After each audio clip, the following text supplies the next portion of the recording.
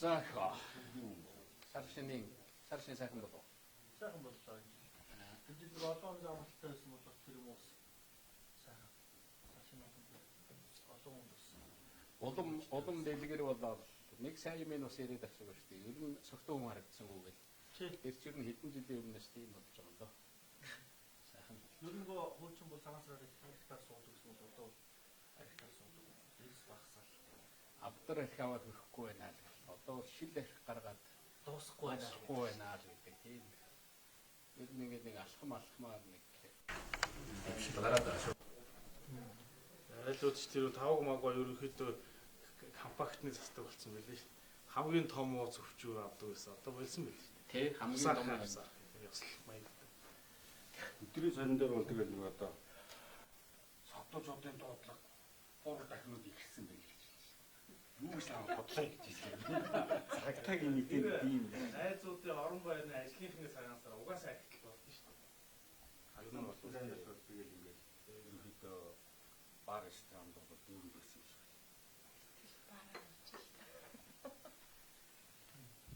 За одоо ч танаас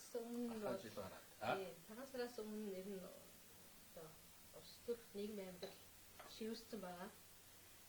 Энэтэй холбогдуулаад би ерөнхийн нэг одоо гарна арчлалын институт гэдэг талаас нь асуумаараа та 2015 онд Европ парламентээр очиж нүгэлтээ одоо арчил гэдэг бол гудамжинд гараад тэмцэх нэг юм ээ. Арчлалын институтыг хөгжүүлэх нь одоо маш чухал тавигдж байна гэдэг очиж хэлжсэн. Тэгэхээр энэ хоо жилийн одоо сүүлийн үйл явцууд энэ арчлалын институтыг ер нь гаргуулах тал руугаа явлаа гэдэг бас зарим хүмүүс байр суурийг хэлж байна. Та энэтэй санал хэлдэг үү? Би бол энэ дээр санал нэгдэх байгаа. Зөв юу гэж хэлэх гээд байна гэхээр тийм санаа зовдөг хүмүүс байна гэдэг бол тэр бол одоо муу тал руугаа бүр одоо бидний хараад байгаа. Бүр харлаад одоо Монгол гарчил байхгүй болоод эрхчлөө байхгүй болоод явчих тийм юм бол хэзээч бий болохгүй гэж бодож байгаа. Миний мэтгэл юм шиг бол монголчууд бол энэ 30 жил хангалттай хэршүү болсон. Нээлттэй нийгмийн чинь сайхан ирж шүү дээ. Харин нөгөө сүйдэлтэй юмнуудын дэндүү илүү яриад тэгээ хүмүүсийн өөрсдийнх нь аран шин гэдэг юм улс төрчдийн зүгд байгаа юмнууд гараад алхмуудыг хараад хүмүүс бол санаа зовдөг юм байгаа. Гэтэл яг нөгөө талд нь ард түмний тэр нэг одоо гал хамгаалагч тэр сэдэл бол би байж байгаа л гэж харж байна. Тийм учраас нэх өнөөдрийн улс төрийн нөхцөл байдлын институт гэдэг юм уу өнөөдрөөс муудаад одоо бүр нэг тийм 90 оны өмнөх рүү эргэж орох тийм юм бол хизээч гарахгүй. Одоо энэ хонь малын бүгдийг урааж аваач ч юм уу одоо тийм юм гэж байхгүй шүү дээ. А бүр нэг өнөөдрөөс дээрдэл одоо Европт байгаа зарим нэг орн одоо арчил мундаг болсон орны хэмжээнд Монгол хэдэн жилийн дараа өнөө маргаашгүй очно гэж хизээч байхгүй. Энэ бол маш удаа явдаг үйл явц. Ерөөсөө үйл явцаараа удаа үйл явцаараа л явж байгаа. Миний бодол бол тийм л. Яг өнөөдөр холбогдуулаад нэг асуулт байна л да. Үндсэн хуулийн өөрчлөлт ерөнхийдөө яриад хэллээ тийм. За та 8 жил ерөнхийлөгч байсан өмнө одоо үндсэн хууль дээр өөрчлөлт ороод бол ерөнхийлөгчийн институттай холбоотой ямар өөрчлөлтийг хийх байсан бэ? Энэ зүгээр тий ерөнхийлөгчийн институттай холбоотой хүмүүс хоёр тал руу давхиж яваад байдаг. За ерөнхийлөгчийг ард түмнээс сонгоно, ерөнхийлөгчийг их хурлаас сонгодог болов. Тэгээ бусад нэг Чехад би очиж Чехийн ерөнхийлөгчтэй уулзчихсан. Тэгээд Чех ерөнхийлөгчөө парламентаас сонгодог байсан. Тэгээд яг Земан гэдэг ерөнхийлөгчтэй уулзахад надад техник үг гэж хэлжсэн. За Чехийн ард түмнээс сонгогдсон одоо сая би сонгогдоод байж тантай уулзж байна гэд. Тэгээд гүрээ манайхан ч одоо эргэж их хурлаасаа сонгоё гэдэг байгаа шүү. Тийм өөрчлөлтийн тухай бид нар ярьж байгаа гэсэн. За ер нь хэрэггүй дээ. Тэгэхээр Земан гэдэг чинь Чехийн алдартай улс төрчтэй өвгөн тийм одоо их туршлагатай юм. Тэгээд над ганц л үг гэсэн. Их хурлаасаа сонгогдгийг бол тэгээд яг манайхаар бол нэг фракцийн төлөөлөл болно шүү дээ. Үнэн л дээ. А зүгээр ард түмнээс сонгож болно. Тэгэхээр одоо надад харагдаж байгаа юм бол яг ингээд юм үзээ дундуур нь явсан хүний үед бол ерөнхийлөгчийн эрх хэмжээг хуулиар багасгаж өгч болно. Ерөнхийлөгчийн хууль санаачлалын юм дээр бид нар хязгаарлалт тавьж өгч болж. Ерөнхийлөгч бол үндэсний аюулгүй байдал батлан хамгаалах. Тэгээд хууль шүүхийн чиглэлд Монголын уламжил ёс заншил энэ чиглэлээр хууль санаачлах хэрэгтэй. Нийгэм эдийн засаг санхүү одоо юу байдгийг тэр мөнгө төгрөг тараах хөр зээл тэглэгч гэдэг юм уу тэр бүх асуудал бол засгийн газар их хурлын асуудал. Яг ерөнхийлөгчийн хамаардаг юугаар нь ерөнхийлөгчийн үйл ажиллагааг орж болохгүй тэр хэл хязгаарыг нарийн тогтоож өгч байгаа байхгүй. Ингэхэд бол би ер нь болчихно л гэж бодоод байна. Тэ. Яг иймэрхүү маягаар асуудлыг харах хэрэгтэй. Манайхан ч ингээд нэг тал руу саваад нөгөө тал руу саваад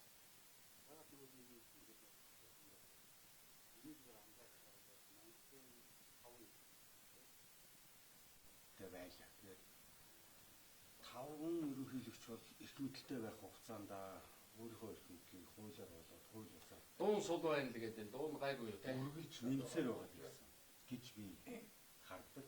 За ер нь нэлээ олон судлаас гэж харддаг юм байлээ. Тэгэхээр ер нь бол ингээд нэг одоо үеийн ерөнхийлөгч явах тусмаа улам мангас болж хувирах те нэг одоо Яваан болж хувирах тийм тогтолцоо байгаа ажиглагдаад байгаа учраас би таныг яг тэр туршлагатай тэрний чихрийн нийцсэн одоо буцаад давсыг амсах гэж байгаа хүний хөвдлийн юм асуусан юм л да. Тийм тийм. Одоо ингээд нөгөө дайралтууд ингээд ингээрсгүй дүүрэн орж ирж байгаа гадныхантай нийлж хулгайлсан л гэн тэр ачтай хэллэг нь муу хүзүүгүүлэг нь битээ юу яа гэн эдгээр ч нөхөө нэг програмаар зарим нь худалдаад авсан ботууд орж ирж байгаа шүү дээ. Яг ийм байдлаар сүүлийн 5 жил над руу дайрч байгаа. Би энэ Баттулга гэдэг хүнтэй нэг 2014 оны 6 сарын 26-нд өрөөндөө уулзж ирсэн. Та нарын зарим нь байсан баг. Чи хулгай битээ хий. Хулгай битээ зохион байгуулад ажиллаа хий.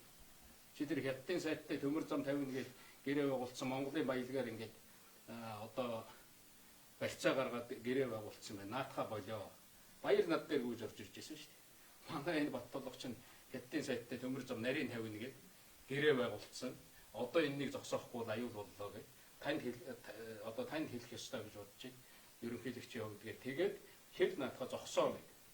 Тэгээд сайд нь нөгөө Бээжингийн онгоцны буудлын дээр бууж яхад манай тэнд байсан элчин сайд уулзаад за саяын байгуулагдсан гэрээ ерөнхий сайд ингээд зогсоож байгаа шүү гэдэг. Яг ийм этгээдүүд өнөөдрийн сошиал ийм юмыг худалдаж аваад энэ дээр хэдэн мянгаар хүн ажиллаулаад тэгээд элбэгд орж хулгаач энэ хулгаач гэдэг. Одоо би нэг юмыг харж байгаа. Элбэгд оржийг хулгаач болгож харагдуулах нь Баттулгыг хулгаач биш болгож харагдуулахаас үнэхээр хэцүү байгаа. Тийм учраас эдгээр маш их мөнгө зарж байгаа, маш их дайрж байгаа. Одоо энэ дайруулж байгаа улсуудын хийж байгаа юм нь энэ л байна. Тэгэхээр энтэй холбоотой ер нь энэ дээр яриад байдаг юмыг одоо бол би ярих цаг болсон гэж бодож байна. Би нэг тийм одоо ярих юмгүй болоод дуугүй яваад байсан юм шиг. Хэрүүл хийж яах юм бэ гэж бодсон байхгүй. За одоо ингэ таа. Энэ зүйлс дараа асуух гэсэн сэдв бахал та. Гэхдээ нэг зүйл асуумаар байна л да. Тасаа ингээд ардчлалт ингээд бэхжиж байгаа. Түн бол ингээд ажимаажиндаа цаг хугацаа урт байгаа ч гэсэн арчлын үр чимэг хүртэж байгаа гэдэг чинь. Тэг таны намраас харахад бол 2 удаа ерөнхий сайд байсан, 2 удаа ерөнхийлөгч байлаа, улсын хурлын дэд дарга байлаа, албанхайн бүлгийн дарга байлаа, хааны дарга байлаа гэдэг. Тэгэхээр яг одоо жирийн нүгэ иргэдийн ардчлалаас хүрсэн тэр үр ашиг таны хүрсэн энэ нэр төр хоёрын хооронд ер нь боломж хоёрын хооронд хэр их зай ялгаа байгаа юм бол ягаад гэвэл өнөөдөр монголчуудын статистикээр 30 гаруй хувь нь ядуу дээр нь бараг энэ ядуурал 60% төрөх магадaltaй гэдэг өнөөдөр яриад байна л та. Гэтэл та бол одоо бүх юм их мэдлийг хүртсэн те танд бол одоо ингэ хязгааргүй юм нэг юм ялгаа харагдаад байна шүү дээ. Тэр ялгааг ер нь та яаж хардаг? Тийм би өмнө ч бодож байсан одоош адилхан. Одоо энэ хүмүүсийн асуудаг асуулт. Чи одоо ингээд олон юм донгосоод олон юм яриад байна. Энийгээ байж захтай хийхгүй байсан юм байна. Ийм боломж энэ 30 жилд одоо чамд ингээд ард түмэн ийм боломж олгоно. Нэгдүгээрт бол би ард түмнийхээ сонголтонд ард түмэн ийм боломж олгосон асуудлыг үргэлж баярлж явдаг. Энэ бүх ажлуудыг хийхэд би хэцүү өрсөлдөөний дундуур л явж ирсэн. Би ажиллаа хийж байхдаа төрийн хүн шиг бай. Үнэхээр би улс төрд эхлээд орж ирэхэд 89 онд одоо 30 жилийн өмнө би орж ирэхдээ миний орж ирсэн зорилго, миний орж ирсэн сэтэл бол шал өөр. Би зүгээр л энэ орныг ард түмний эрх чөлөөтэй болгоё. Хүмүүс маань ярьдаг хэлдэг болъё. Хүмүүс маань энэ бизнес судалдаагаа чөлөөтэй хийдэг болоосоо хүмүүс маань гадагш дотгошоо чөлөөтэй явдаг байгаасаа тэр малын хөгжлөхийн тулд ингэж явж исэн. Яг тэр зангаараа байсан. Ер нь энэ дайралт бол сүүлийн 3, 4, 5 жилд л над руу явж байгаа дайралт байхгүй. Тэгээ эдний ганц хийж байгаа юм бол өөрөөсөө хулгай хийх гэж тэгээд өөрөөсөө илүү хулгайч энд байна гэж нөгөө нэг империализм гэж заачаад ардалт муу юм хийдэг шиг л ийм л үйл ажиллагаар явж байгаа. Тэгэхээр надад бол үнэхээр боломж олгосон би хийх гэж оролцсон. Чи байхдаа хийхгүй яасан бэ? Одоо юу яриад байгаа юм бэ гэж хүмүүс ингэдэг. А Монголын тухай бодох бодол яг одоо өөр асуудал ардчлалын тухай бодох бодол үнэхээр хүмүүсийн амьдрал одоо ядуу байгаа хүмүүс байна, хэцүү байгаа юм байна. Би энэ тухай үргэлж л бодож явдаг. Нэгэнт энэ тухай үргэлж бодож явдаг учраас би энэ тухай ярьж байна. Гол нь бодоод хийсэн нь юу вэ? Тийм. Ингээд ялгаа байгаад байна шүү дээ. Чи иргэн та энэ бол байгаа ялгааг яагаад багасгахын төлөө та зүгээр ялгааг бол мэдээж олж харж байгаа байх тийм үү? Тийм учраас энэ ялгаа яагаад магадгүй адил төвшөнд ч юм уу байж болоогүй юм бэ гэдэг зүйл л шүү дээ. Өнөөдөр яг аргачлалаас хойш ерөнхийдөө эрх мэдэлд хүрсэн тий одоо сайн дараа хийсэн хүмүүсийн нэрийн тоодоод үзэхэд бол ерөнхийдөө нэг 50 орчим л гэхдээ энэ алслалт гол хүмүүс нь болохоор нэг 10 гаруй л хэрэгэлдээд байна. Тэрний нэг нь та учраас хүмүүсийг яагаад ингэж гол ялгаа гэнтэйд байна. Тий, үгүй яг та ялгааг нь тэгээд нэг хүнийг хараар бодоод байхад хэрчгтэй л харууллаа шүү дээ. Зарим би сая нэг сайттай надтай таарахаар би хэлсэн. Та нарын энтгийн тэрбум доллар гэдэг энэний чинь би яг Кремлийн ордонд энтгийн ерөнхийлөгчтэй зогсож байгаа л яриад энэнийг би бүтээсэн шүү дээ. Уг нь бол та нар энэнийг хинч мэдэхгүй. Тийм үү гэж бүр гайхаж. Кремлийн ордонд тааралдаад ялтын 65 жилийн ойгоор манай хоёр том одоо хөршийн дунд байдаг хоёр том хөрштэй бидэнд хүчтэй урагдах гар хэрэгтэй байна. Модыг нэг альчлуулчих Монголд. Тэгээ эрэхтэй нэг тийм гар хоосон биш. Үнэхээр хүчтэй урагдах гар бол энтгэг. Тэгээ нэг тэрбум долларын ийм одоо зээл олгооч. За наа чиний энэ ярьж байгаа. Энэ бол манай төрөнг оруулалтын асуудал биш. Манай улс үндэсний аюулгүй байдал одоо бид нар цаашаага энэ дунд тэсэж үлдэхийн тухай асуудал байгаа ингээл ингэхэд шууд би ерөөсө 5 минутын дотор л за очиод би модыг хэлнэ. Яг ингэн. Энтгэгч нэг 20 сая доллар өгчөө та нар ашиглаж чадахгүй байж гээд 20 жил болсон шүү дээ. Араас нь юм нэмжигдв. Үнэхээр жишээлбэл тэрнийг ярихгүй. Сая нэг онгоцны шинэ онгоц ирлээ гэж ингээл ярьжсэн толуу гэж онгоц. Тэр бол яг зарим нь мэдж байгаа. Америкт миний хийсэн альчлалын үеэр 2 онгоц Монголд нийлүүлнэ гэж би Обаматай уулзаад дараа худалдааны сайд нь байгаад тэр хотод нь очиод 2 онгоцны тэр үед шуугж ийсэн. Монголын энэ одоо Монголоос хийж байгаа хамгийн сайн хөрөнгө оруулалт байна гэж. Си Жинпин дарга ирээд хэлжсэн шүү дээ. Тэр одоо юаны туслам зээл гэж нөгөө цэвэрлэх байгууламж. Одоо тэрнтэй ерөөсөө холбогддог байхгүй. Элбэг дуржийн нэрийг бол нөгөө тал руу холбогдох гээд байгаа. Абиатай уулзаад нөгөө эдийн засгийн одоо түншлэлийн гэрээ тийм ээ. Түүгээр хичнээн их боломж хичнээн их юм нээгдсэн. Тэр тухай бол ярихгүй. Өнөөдөр үнэндээ бол Монголын энэ эдийн засаг санхүүг олон улсын валютын сан авч явж байгаа. Энэнийг би 2012 онд хараад 13 онд Америкийн одоо тэр улсуудтай яриад та нар үнэхээр ардчил гэдэг Монголын ингээд ардчлалын арал гэдэг янз бүрийн юм ярьдаг. Одоо энэ та нарын яриад байгаагаар энэ ардчлалын арал чинь аюулд орж байна. Одоо ингээд манай тоогоо манай эдийн засгийн худалдааны харилцаа нэг тал руу хэцүү боллоо. Энэ дээр ер нь нэг тийм том дэмжлэг хэрэгтэй байна. Америк өөрөө орох хэрэгтэй. Европоос Герман байвал одоо манад хамгийн ойрхон Азиас Япон байд. За өмнө Солонгосыг нэмж болж байна. Ингээд валютын сан ороод нэг ийм олон талаар одоо хөтөлбөр хэрэгжүүлье гэл. Яг энэ явсаар байгаад өнөөдөр Монголын аврал болж байгаа. Энэ тухай мэдж байгаа хүн байна уу? Гэтэл элбэгд орж ийм хулгайч, тийм юу? Ерөөсөө тэр тухай ярьдаг нэг ч юм байхгүй шүү дээ. Одоо Монголын нөгөө сорилын сан гээл байгаа. Сорилын сан гээл тэгэхэд тэр одоо миний туслах гэжсэн содон тоос. Тэрэн дээр хичнээн их зүтгэж ажиллаа. Бид нар бүр өмнө нь хичнээн их ярьж би ерөнхийлөгч байхдаа энэ тухай хичнээн ярьж байлаа. Өнөөдөр энд нэг цэвэрлэх байгууламж Монголын энэ усны асуудалч гэдэг юм уу? Цэвэрлэх байгууламж нөгөө Си Жинпин даргын альчлалын үеэр анх нээгдсэн тэр одоо нээлт хөрөнгө оруулалтын асуудал. Ингээд ярих юм бол энэ тухай хэн ч ярьдгүй. Тэгэхээр одоо бол надад ярих юм байхгүй. Би ингээд нэг баахан хулгай хийцэн. Энэ улс төрийн намуудыг тэр чигтэн бүгдийг контролдох, хууль хяналт техник бүгдийг барьдаг. Монголын өнгөтэй өддөг одоо тэр уул уурхай бүгдийг гартаа оруулсан, хаягдaltaа нь гартаа оруулсан.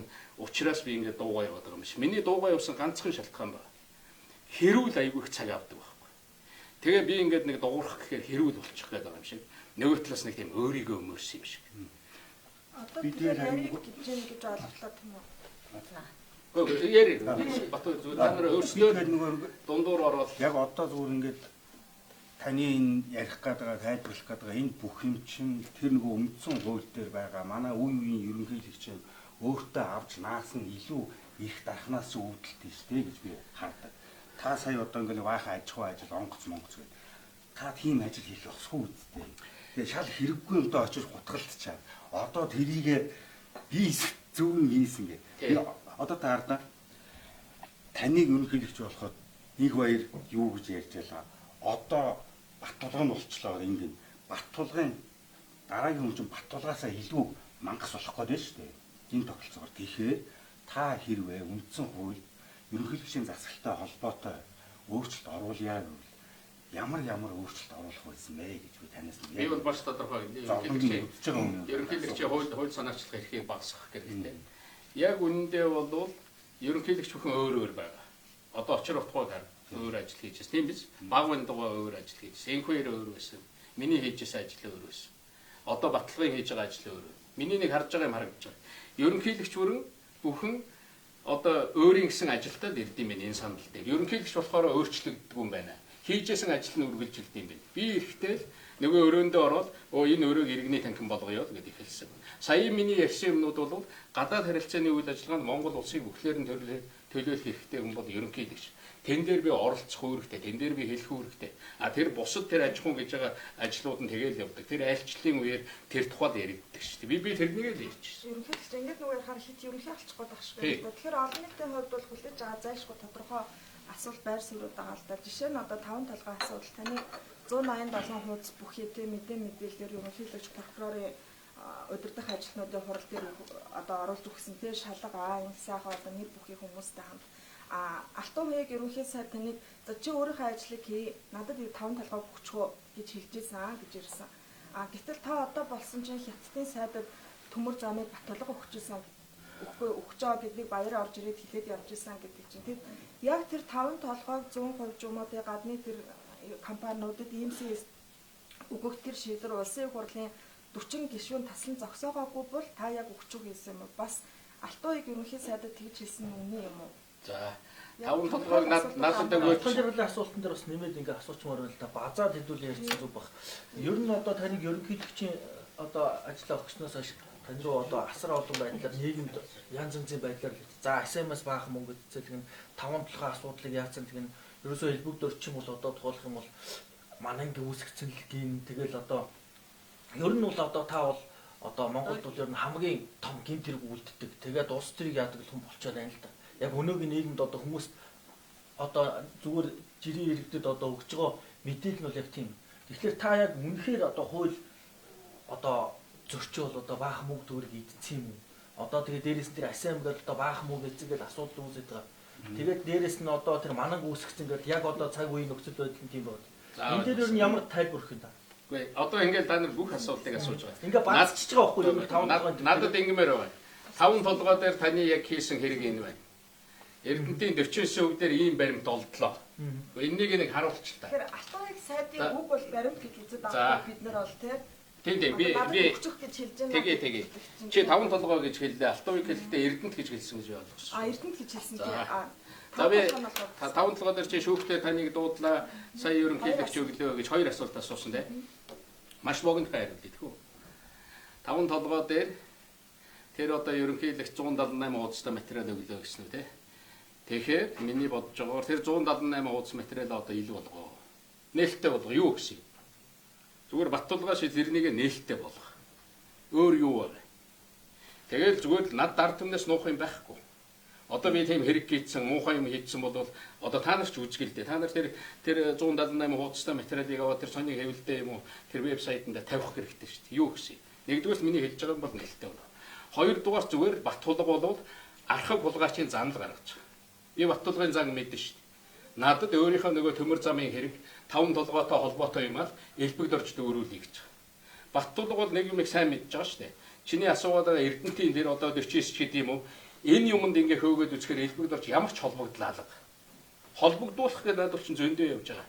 Асэм гэдэг одоо чиний асуугаад байгаа тэр одоо бүх хулгайдаа холбогдуулах гэсэн чинь юу ч гарахгүй байгаа. Хэрвээ өгдөг бол надад чинь тэргээр эхэлж өгнө. За ингээд юу ч холбогдолтой юм би олж чадсангүй, баримт олж чадсангүй. Тэгэхээр ерөөсөө өөрийнхөө хэргийг л элбэгд орж өөрүүлъя гэж байгаа.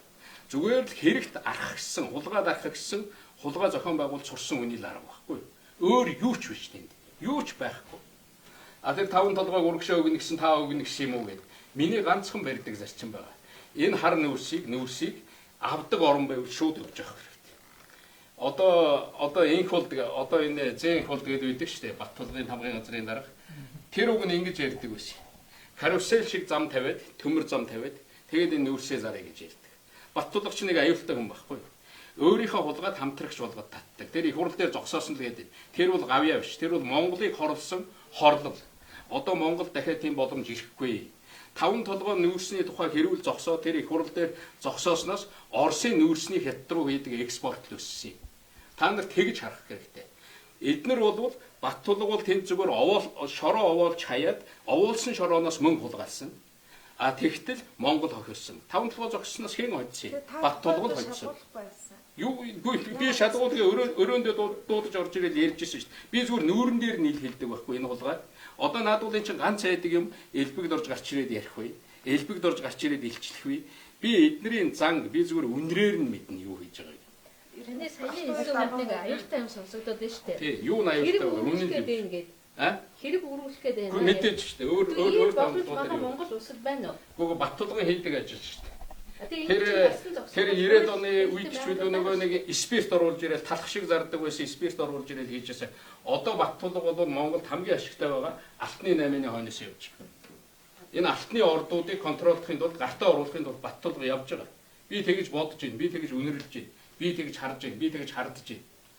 Одоо та нар харж байгаа Эрдэнтийн 49 гэлээ айгүй нэг өдөр Баттулга Эрдэнтийн 49% эзэн болцсон сууж иж магадгүй шүү.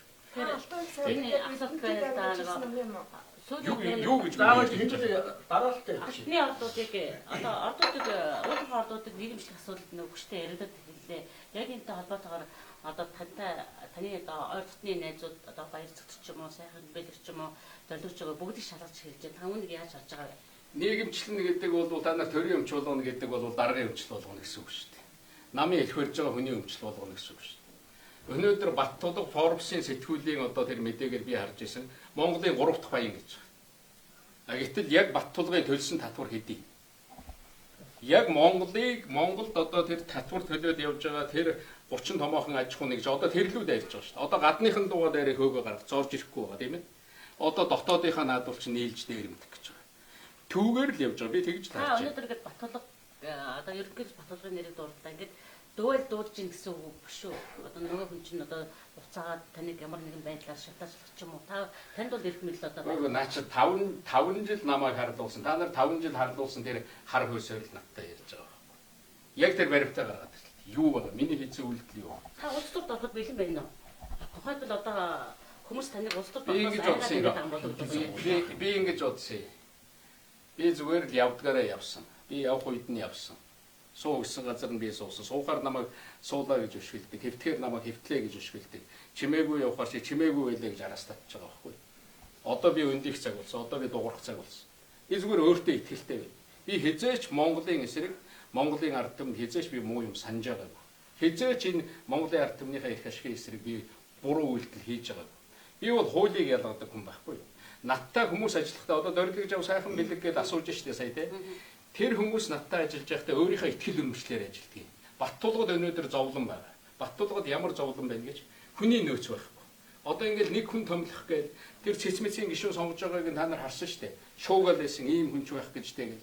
Одоо хүн томлох гэхээр Баттулгад хүний нөөц байхгүй. Баттулгад хулгайчийн нөөц л байгаа байхгүй. Зүгээр л хулгай хийдэг болсон. Хулгайч л ирнэ. Өөр хэнийг томлохыг өөр ерөнхийлөгч томилдог ерөнхийлөгчийн тэр юм дээр очих юмсан гэсэн энэ цагийн салхийг ашиглах гэсэн тийм дуртай сонирхолтой улсууд бол бий байдаг.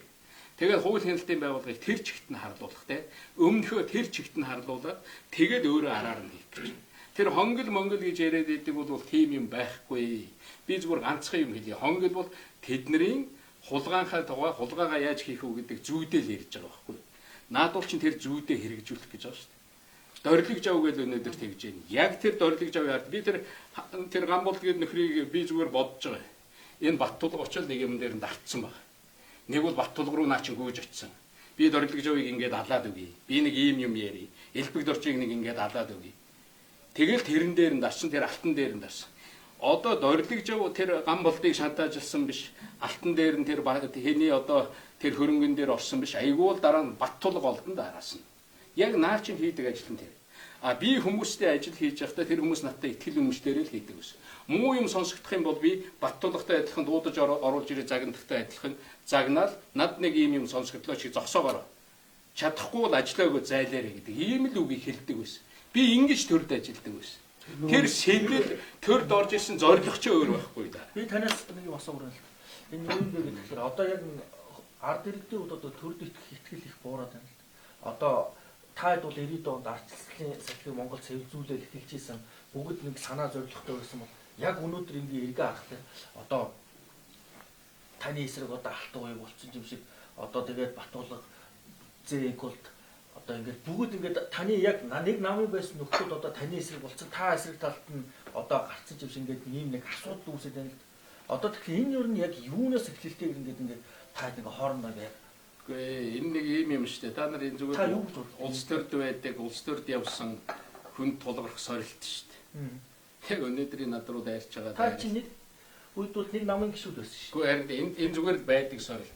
Чи ингээд нэг намын гишүүн байлаа гэж үргэлж тэврэлдээл, үргэлж сайхан явах байлбал байхгүй шүү. Алтан уяг ерөнхий сайд болвол тэр үед одоо ерөнхийлөгч бол нэг 12 оны сонгуульд боллоо шүү дээ. За алтан уяг чи ингээд намын дарга одоо ингээд ялсан намын дарга чи ерөнхий сайдаа. За энх болдоо одоо ингээд ер нь ерөнхийдөө хараад бид нар ярьж байгаа шүү дээ. Энх болд ер нь энэ их хурлын дарга байсан дээр байх.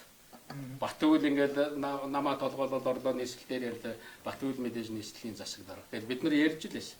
Тэгэхэд бүр алтан уяг надад тэгж байсан. Танд ёстой би насаараа баярлаж явна гэдэг. Би яг муу юм шиг яг чиний асуусантай адилхан би өөдөөш нь асууж байсан. Энэ улс төрийн амьдрал, хүний амьдралд чи над гомдох юмнууд айгүйх гарч магадгүй дээ. Чи одоо өнөөдөр насаараа баярлж явна гэдэг юм а бити мартаараа. Хэрвээ одоо надад дургу хүрсэн үедээ тэр үгийг нэг санаж байгаараа гэж. Би өөр анхны өдөр нь тэгж хэлж ирсэн. Тийм л байдгийг. Тэгэхээр энэ улс төр гэдэг эднэр муудалцаад байна, эднэр муухай болоод байна гэдэг нь биш ээ. Энэ ажилд тулгамддаг сорилт байхгүй да. Энэ бол зүгээр масал дээр хэлтэрч байгаа юм шиг зүгээр ингэж явдаг ажил биш ээ. Энэ ингээл явдаг. Энэ тухай энэ Монголын ганцхан давуу тал байна. Энэ тухай хүмүүс ярьж байна. Хүмүүс бие рүүгээ дайрж байна. Та нар асууж байна. Яагаад ийм болчиход байна гэж асууж байна. Энэ нь нээлттэй яригдж байна. Яг ингэж жишээлбэл Орост ерөнхийлөгч байсан хүн юм уу? Ерөнхийлөгч байхдаа ингэж гарч ирээд ингэж ярьдаг ирэх байна уу? Манай хажуу талд одоо Хятад тийм эрхтэй улсууд байна уу? Тийм ард түмэн, тийм ойлголт байна уу? Казахстанд очиод асуугаараа тана. Тэр Кыргызстанд очиод асуу, Тажикстанд очиод хар, Узбекистанд очиод хар. Яг үнэхээр энэ хүн орон зайдаа бол энэ эрхчлөө энэ юм л байж байгаа. Эрхчлөөнд байдаг улс төр тулгамддаг одоо сорилт хэцүү юм. Эннийг бол би тэгж харж байгаа. Эннийг бол тэртээ тэргүй даваад өнгөрдөг. Эннийг энэ цаг хугацааны салхилаад шуураад өнгөрнө. Түүхэнд үлдэх юм гэж үүдэг. Та юу хийсэн бэ гэж асууж байгаа юм. Ерөнхийлөгч байж байгаад 8 жил ажиллаа хийгээд явхдаа би 3 сарын дотор тэрнийг нэг зохион байгуулалтаа барилъя л гэдгийг. Яг тэгж харна л гэж. Би 101 ажил. За миний хийсэн ажил би дархныхантай уулзж байхад 101 ажил тайлбарлаад гарч ирсэн. За сар шинэ өдрүүдэд одоо Шанхай тухай Шанхай хамтын ажиллагааны байгууллагын тухай дахиад хөндөглөө л дөө. За тэгээд улсын хурлын дарга дандаж тэр улсын дарга хэмжээнд илэрхээс ерөөсөө ч гэсэн юм их байсуултаа байгаа. Өмснөө хэлгүй байдлын 3 зөвлөлийн 3 маань ингээд Шанхай хамтын ажиллагааны байгууллагын эсрэг дэмжиж байгаа гэж ойлгож байгаа би бол одоо тэгэхээр та энэ дээр ямар байсуултаа байгаа? Та өмнө нь түрээсэх байсуурыг бол эдгээр ярьдаг байсан. тий би зүгээр Шанхай хамтын ажиллагааны байгууллагын дээд түвшний 7 удаагийнх нь уулзалтанд оролцож ирсэн. Тэгэхээр Монгол бол энэ дээр Монгол яг Шанхай хамтын ажиллагааны байгууллагын хувьд Монгол өөрийн онцлогтой шүү дээ. Тэгээд гадаад харилцаа гэдэг бол тэр онцлогийн мөн чанарыг л харуулдаг байхгүй. Яг Шанхай хамтын ажиллагааны байгууллагын одоо хоёр хамгийн гол санаачлагч хоёр орн бол манай хоёр хөрш. Энэ хоёрын дунд цорын ганц байгаа орн бол Монгол улс. Энэ хоёрын дунд байгаа цорын ганц эрхчлөө бол Монгол шүү.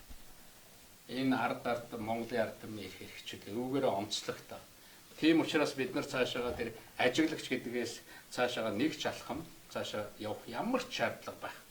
Эсвэл Монгол ямар хор холбогдолтой юм? Эсвэл зүгээр л нөгөө нэг би ингэдэг. Манай энэ одоо харж байгаа биднийг харж байгаа улсууд гар барилаа, гар бариа цаашаа бугуу барина. Бугуу барингуудаа чамайг тэвэрнэ. Тэгэхээр тэр тэмрэлтээс бол Монгол хязгаарч гарч чадахгүй. Зарим нэг тийм энтгэг гээд арчилсан орн хэлсчлээ. Одоо ийм болцсон Шанхай хамтын ажиллагааны байгууллага өөр болцсон гэж яриад байгаа. Энтгэг бол За нэг энэ айлаар ороод гараа даа гэдэг нэг морьтой нэг шилийн саяар явж байгаад нэг айлаар орж гараад дургуун хөрвөл хаалгыг хагаад гараад явчих чадaltaй орон байхгүй. А Монгол нэг орох юм бол тэгж чадахгүй. Монгол яг хавханд орсон чон шиг л байна.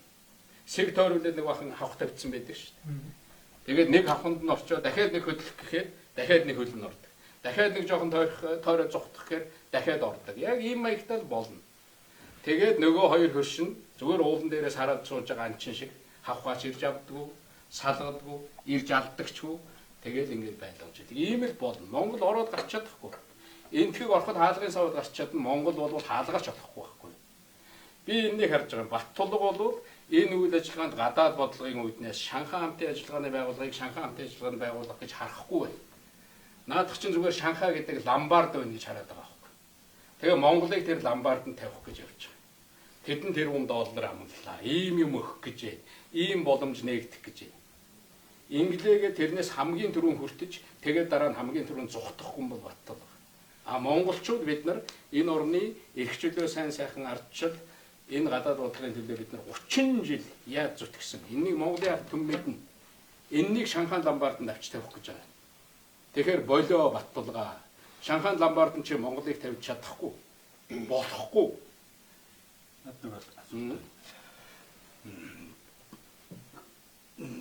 Та ерөнхийлөгч байхдаа Тэмүүжингийн хийжсэн тэр хуулийн салбарт шинжилтийг таслан зогсоосон гэж би хардаг. Энийг маш хамсдаг.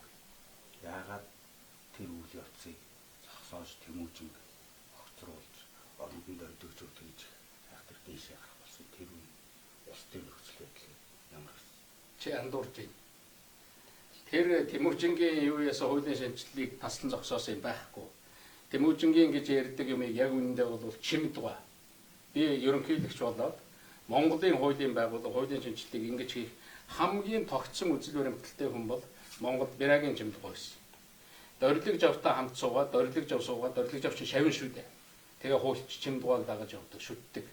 Тэгээд хамт суугаад үндэсний аюулгүй байдлын зөвлөлөөр бид нар Монголын хууль шүүхийн байгууллагыг шинжлэх үзэл баримтлал гэж баталсан.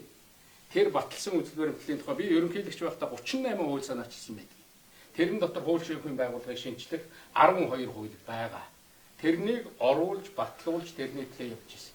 Би зогсоогоогүй.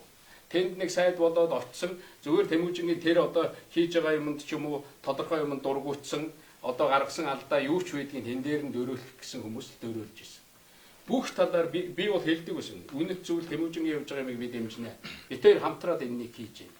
Тэгэхээр тэр бүхний эхлэлийг тавиад үзэл баримтлалаа батлуулаад эхлүүлсэн улсууд бол би яг чимдгуутаа сууж байгаад тэгээд ингэж хийгээд бид нар эхлүүлсэн. Яг энэнийг хийсний төлөө одоо гаднаас тэр шүүхийн интегрити гэж ярьдаг шүү дээ. Judicial integrity гэдэг. Тэргээр Монголын шүүх хуулийн байгууллагад итгэх итгэл 18% байсан намайг ерөнхийлөгч болж байгаа. Та нар тэр үед намайг ажиллаа гэж яхад 64% болсон байсан. Намайг ерөнхийлөгч болж байхад Монголын авилгалын индекс 120 дээр байлаа. Тэгээ бид нар ажиллаа шүүх хуулийн байгууллагыг шинжилээ. Энд дээр ажиллаж байгаа ерөнхийлөгч нь ямар байр суурьтай хүн юм? Хулгайч хүн юм уу? Аль эсвэл төрийн хүн юм уу? Аль эсвэл үнэхээр энэ хууль шударга ёс гэдгийг зөв ойлгодог хүн юм уу гэдгийг л улсууд хардаг. Тэр хийж байгаа ажлаар нь хардаг. Тэгээ Монголын ирээдүйн нэг удаа бүр доошоо явсаар байгаа 70 дээр буусан шүү дээ. Та нар боддоо 120-оос 70 руу хүртэл доошилж ирсэн үе бий. Ингэж бид нар хийж чадчихсэн. Өнөөдөр энэ тухай ярихгүй. Одоо яг л хүмүүсийн ярьдаг энэ хулгайг цэцгэлүүлсэн, ингэсэн тэгсэн ийм л юмны тухай ярьдаг. Дөрвөлж ерөнхий прокурорыг хариуд сонсголсон гэдэг. Энэний цаана эргээд ерөнхийлөгч хэлбэл орчлон энэ хэрэг одоо очиж уялднаа. Энэ бол найзнаа, хууль зүйн сайдсан, ерөнхий прокурорынсан одоо бараг 40 хэдэн сая доллар, 400 хэдэн сая доллар ч юм уу мэдэхгүй. Тэгээ тоо мэддэхээ боллоо. Ийм хүмүүсээс авсан байна гэж яриад байна л та. Тэгээ та ер нь одоо солилцсноос нь уулзсан юм уу? Тэгээ яаж та хэдэн хувийг авдаг? Та хэдэн хувийг авдаг? Одоо ингээд ерөөсөө наад удаа ч бодож байгаа бодол тэр шүү дээ. Одоо ингээд листүүд нь ингээд орж ирдэг байсан юм ингээд. Тэрнээс тэднөө. Ер нь за та нар тэрнийг мэдж байгаа юм нэг сайхан асуулт. Өөр юу вэ? за саяны асуултын хүрээнд байнгут түрүүчийн Батбаярын асуудаг тэр Тэмүүжин сайд байхдаа хийжсэн шинжилгүүд биш үү? Өөрчлөлтүүд тэд чинь одоо ингээд тэднийг дэмжижсэн залуучууд нэлээ их байсан. солигдлоо, дөрөлж ав сайд боллоо. Яг нөгөөдгийг шатараа ингээ буцаагаад хүчиг болгоцсон шүү дээ. Та тэмүүжин дэмжижсэн бол дөрөлж авыг тэгээ тэрийг буцааж авах нь яагаад одоо болиулаагүй гэдэг. Тийм байхгүй. Шатараада та нар шатараада хууль дөрвөн хуулийн дээр л асуудал байгаа заа юу. Харин тэр үед Тэмүүжингийн байж авах та нар мэдж байгаа шүү дээ. Алтуйг оруулж ирээд өршөөлийн хууль оруулна гэдэг. Авилгад албан тушаалын 5 зүйлийн хэргийг өршөөх гэдэг. Өнөөдрийн хийжсэн хулгай тэрнийхээ тэн дээр би 20 дэв зогсож ирсэн. Би тийм л байр суурьтай байсан. Түүнээс биш дөрөлж авийн юм дээр дөрөлж авийн хийсэн надад тайлбарладаг тайлбар нь яг үндэ тэр хууль хяналтын байгууллагууд ажиллаа хийхээр тэн дээр ийм зүйл дээр алдаа гарсан байна. Ийм зүйл дээр ингэж байна. Ийм учраас энэ дээр өөрчлөлт оруулъя. Би тэрнийг бүгдийг мэддэггүй юм биш. Би тэн дээр өөрчлөх гэжсэн зарим нэг юмнуудыг зогсоож ирсэн. Наа чин буруу, наа чин зөв. Миний харж байгаа. Би өөрөө хуульч биш. Гэхдээ би өөрийнхөө зүгээр миний нэг баримтлал би өөрийнхөө үзэл бодол, би өөрийнхөө үнэт зүйл гэдэг юм уу тэр хүмүүжил тэр харж байгаа зүйл дээрээ тулгуурлаж л ажиллаа хийдэг. Тэр нөгөө сая нөгөө дөрөлж авах бахан хуваалаа гэж шүү дээ. Одоо хуваад юм байна. Та одоо тэгэд тавьчих. Их мөнгө хайшин хийсэн. Их мөнгө хайшин хийдгийг одоо энэ хоёр л нэг бахан хулгай хийсэн гэж тавьж байгаа. Би энэ дээр зүгээр надтай ажилтдаг улсууд бол өөрийнхөө ихтгэл үнэмшлээр ажилтдаг. Надтай ажиллаж исэн улсууд бол сэтгэл зүрхээр ажиллаж исэн. Би одоо наадуудын чинь хийх гээд байгаа юм бол би дөрөлж авыг тэгж аваачиж хийж байгаа. Тэгж одоо хойноос нь дарамтлж байгаа юмны ард талд бол мэдээж баттулга байгаа. Баттулгын хийж байгаа арга бол мэдээж тэр ган болттой юм уу нийлэл ган болдын хөрөнгөн дээр ган болдын тэр алтны юм дээр ган болдын тэр хил амтай юм дээр баттулга очоод дарцсан байгаа байхгүй. Яг тэр хийж байгаа юм өнөөдөр дөрөлж авд өөрүүлээд дөрөлж ав гэж нэг юм бузар амт юм байна. Чи дөрөлж авыг сая эндээс надаас хүн асууж байна. Дөрөлж авыг дуудаж ирэх тэр цензургүй яриагаар оруулал та. Хамт суулгаж байгаа тэр ган болттой хамт суулгаж байгаад яриул л да. Үнэхээр л тийм аимшигтай юм хийж исэн бол одоо энэ улсын их хурл нээлттэй сонсгол хийх хэрэгтэй шүү дээ. Энэ нээлттэй сонсгол дээр намайг дуутчих. Дөрөлж авыг дуутчих. Тэргээр ороод байгаа нөгөөтлийнх нь улсуудыг дуутчих. Тэр дарамтлалаа барилаа гэдэг улсуудыг 5 толгойн төслийг зогсоосны төлөө мянгаад аж ахуй нэгж тэнд байсан түмэн олон зарим улсууд нь амиа хорлсон шүү дээ. Тэр амиа хорлсон хүний арга гэрээг жишээлбэл тэр цензургүй ярианд оруулалт. Тэнд мөнгө алдсан, тэнд бизнесээ хийх гээд алдсан түмэн улсууд байдаг шүү дээ. Түмэн гомдол байдаг. Гэтэл нэг талаас нь бүгдийг харуулаад нэг талд л шуурж байгаа байхгүй. Зүгээр л нүдэ нээгээд нөгөө талаас нь харж байгаа. Монголын эрхчлөө чинь тийм л боломжийг олгож. Та нар хичнээн худалч хулгаач гээд бүтгэж болно. Дайрч болно. Гэхдээ нөгөө талд нь арай тийм биш, байсан юм биш үстэй гээд нэг тийм эргэлздэг тийм юм байвал яаш. Ер нь таныг ерөнхийлөгч хахад ерөнхийлөгч гэсэн их хоёр харагдчихсан тий. За өвчнөө асуудал болсон тэрийг мэдж байгаа. Мөн тэр хүн таныг буруутгахжсэн. Та өнөөдөр Батулгыг буруутгаж байгаа. Одоо яг адилхан. Тэгэхээр Монгол улсын ерөнхийлөгч байгаа болон цаашдаа байх хүмүүсийн одоо нөгөө хувь тавилан гэхэд одоо хаашаа энэ угаасаа ингэж бүсгэгдээд ингээд ялтан болоо шийтгдээд явж байгаа баг юм учиртай юм биш үү? Хувь тавилан Тэгээ юу байгаад байгаа юм шүү зүгээр би бол өөртөө итгэлтэй байна. Эднэр аваачаад тэр шорондоо хийн үү? Эднэр аваачаад намайг асуун уу те? Надаас юу ч олж чадахгүй. Би зүгээр л те 8 хүүхэдтэй малчин айлын хүүхэд. Би өсөхдөө тэгж өссөн. Миний хүмүүжил өөр байхгүй да. Миний зорилго өөр байхгүй. Би энэ ардчлалын төлөө энэ Сүхбаатарын талбай эрхчлөөний төлөө дээр 100 мянган хүнтэй хамт жагсаад гүйж авсан. Би албан тушаалд ороод өөрчлөгдсөн юм байхгүй. Хүмүүс тэгж хардаг. Албан тушаалд ороод элбэгдэрж өөрчлөгдсөн. Элбэгдэрж юм муухай юм хийсэн. Би ч гэсэн тэгж бод. Харин бүгд л тэгж боддог. Бүр нэг тэгж хүртэл сонсч ирсэн гэдэг. Тэмүүжин зайлуулах болсон шалтгаануудын нэг нь бол танд олгогдсон байсан эрх мэдлүүдээс баг багаар томсож ирсэн учраас үүнд маш их эмзэглсэн гэж байна. Ийм юм байхгүй. Чи зүгээр тэр хуулиудыг оруулж ирээд ерөнхийлөгчд олгосон эрх мэдлийг үзээ одоо тэр юу хэлээ нэг одоо цэргийн нэг одоо яг тодорхой хэлдэг. гүйцэтгэх зааж шүүхийн шийдвэр дотоодын цэргийнхэн чөлөөг цол нүүнээр олгодог нэг эрхийг чинь хасцсан юм шүү тэр. Гэхдээ чи нэг дотоодын цэрэг цол олгодог эрхэл гэж те. Яг тэр дотоодынхаа хялт наадах дээр хоёр байр суурь байдаг юм. Би цэргийн хүн. Яг үнэндээ бол Монголд тэр дотоодын цэрэг нь байгаа тэр цахилгаан станц энэ усны их үүсвэр энэ юмнуудаа хамгаалаад явах нь би бол дотоодын цэрэгээр хийлэгдэг ажил гэж боддог. Тэдгээр тий цол өгөх ямар шаардлага байгаа тань тэр. Үгүй зэрэг өгөх юм байгаа. Үгүй чи довтоодын зэрэг дээр ерөнхийлөгчийн цолоодод ганцхан хүн байдгийг. Генерал нь байдгийг. Түүнээс би зэрэг цол олгодгүй. Би офицер цол олгодгүй шүү дээ. Орохгүй та тэжүүлээ ташаараад тэрний юу бэ гэхээр Монгол баахан генералууд төрсөө. Тэр генералууд төрөхөд бол одоо дандаа та одоо цолыг өгсөн мэт. Ер нь яг энэ генералуудыг ер нь яг ямар үндслэлээр та өгсөн байдгийг одоо н хурц гэдэг хүн одоо таны талхын тэгэл генерал өгсөн тэгээд одоо ингээл одоо бол тантай холбоотой мэдээд бид ингээл асуугаад байвал их захгүй олон юм байна. Та нар нэг нэгээр л асуугаад байна. Одоо асуултаа тэгэл. Тэр генерал гэдэг бол үндсэн хуулинд өгөхгээ заасан л байгаа. Үндсэн хуулинд өгтөө харин одоо миний үед чинь засгийн газраар оруулдаг журамтай. Дээр нь генерал цол олгох албан тушаалын одоо аранг гэж байдгийг. Аранг гэж орсоор ярьдаг шүү дээ. Зэрэглэл гэж байдаг. Тэрнийг тогтоосон ерөнхийлөгчийн зарилэгтай. Түүний дагуу явдаг гэдэг шүү дээ. Тэ? Яг нэг олон генералуудыг төрүүлсэн 8 жил тэгж л харагдаж байгаа баг. Тэ? Генерал гэж хэлсэн дээр асуухад хурц гэдэг хүн зүгээр таны удирдлага төр ч юм уу тэр сэтгэл зүрхээр ажиллаж байсан уу? Хурц тий өөрийнхөө багийг сэтгэл зүрхээр ажилладаг гэж хэлж шүү дээ. Тий.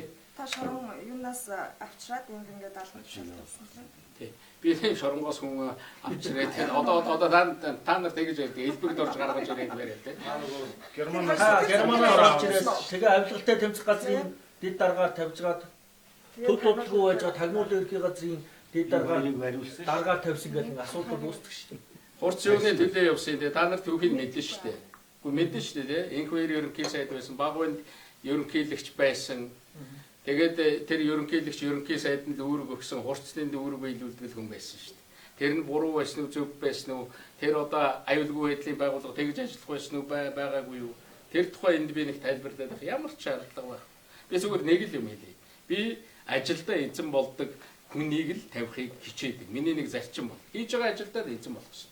Би боддгийг хурц хийж байгаа ажилдаа эзэн болдог л. А дээрэс нь тэр хүн болвол энд үнэхээр өнөөдөр нүрээ нууцсан. Одоо тэр нүрээ далдалцсан тийм улсуудын муухай хийсэн зүйлүүдийг хурц мэддэг хүн. Түүнээс л зарим нь ихэнх нь байдаг. Өнөөдөр нэг болдгээд нэг одоо мундаг тэмцэгч байна. Би бол хамгийн цохимжгүй тэмцэгч бол болд байна гэж боддог. Одоо тэр гараад ярьж байгаа бүх юм нь өөрийнх нь ихтгэл үнэмшлийн эсрэг харагдаад байгаа байхгүй. Тэр одоо бусад улсуудын бол би ойлгож байна. Тэгээд ярьж болно. Тэгээд хөвж болно. Тэгж хүн эргэж болохгүй байхгүй. А бид нар бол би бол энэ цагийн салхи шуурга тэр ёстой яаж исэн ч гэсэн би өөрийнхөө ихтгэл үнэмшил өөрийнхөө хүн чанар дээр би зогсож чадна. Манангийн гол төлөөлөгчтэй нэг таныг ялдаад байгаа. Нөгөөдхийн нэг бол толгойлогдсон. Аймаар амт шүү дээ. Тий хүмүүс тий. Тэгэхээр энэ болттой та ямар харилцаатай байсан юм? Ямар юм? Одоо усын хуулийн дараа ямар юм? Хоёрын бол энэ бол мие гомбэ. Ямар харилцаатай байв? Надад ч ингэж харуулж байгаа.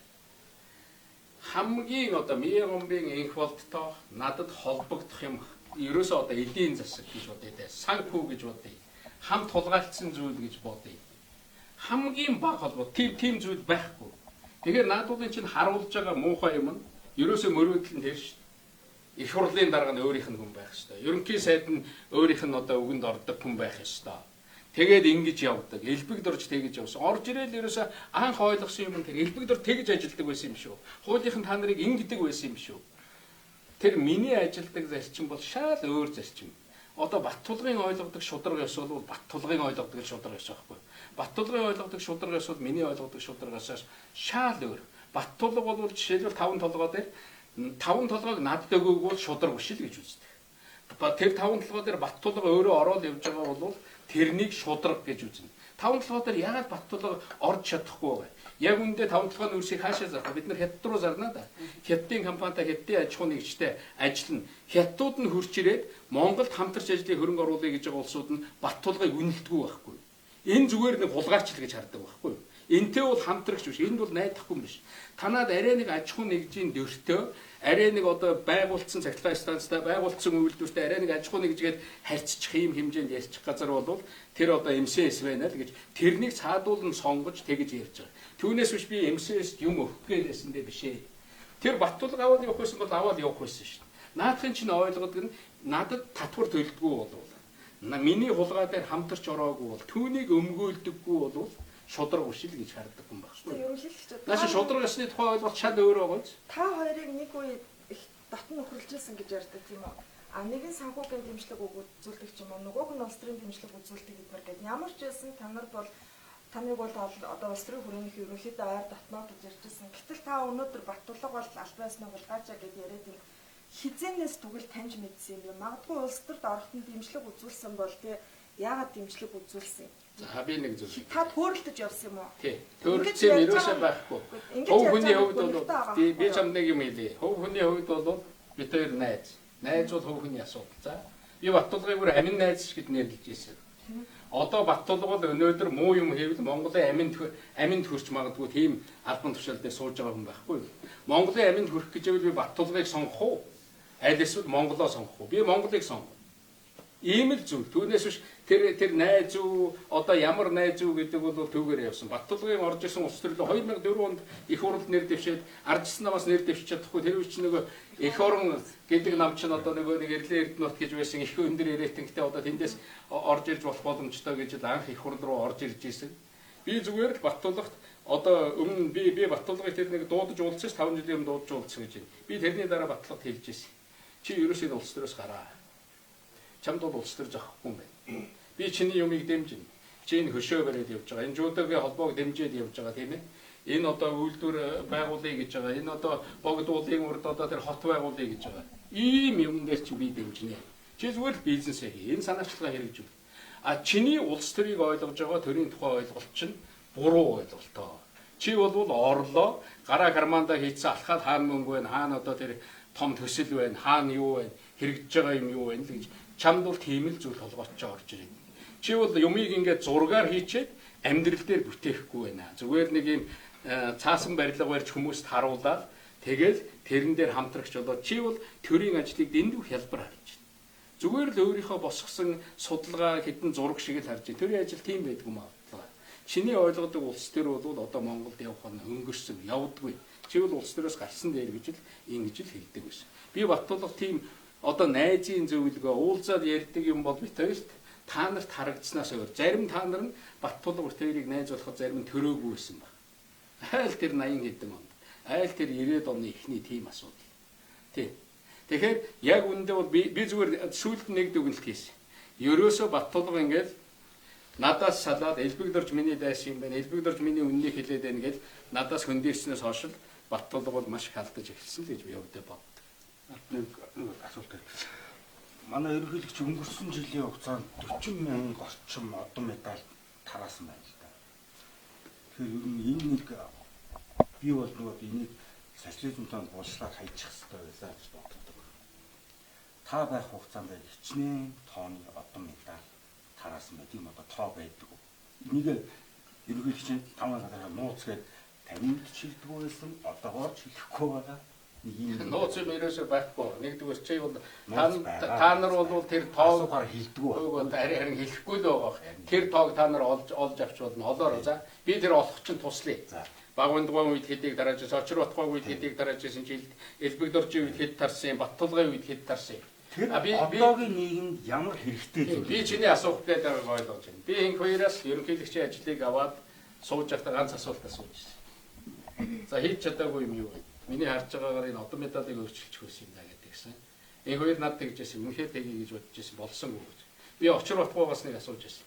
Яг таны үед л алтан боломж байсан байхгүй. 90 онд тэр нийгмийн үнэлэмж, нийгмийн тогтолцоо өөрчлөлт жагтуг нь хийчих боломжтой байсан. Харин тий тэгээ хийх гэхээр нэг л одоо энэ хүмүүс чинь дасцсан энэ нийгэм үнэхээр болохгүй байсан. Чи мэдхүү.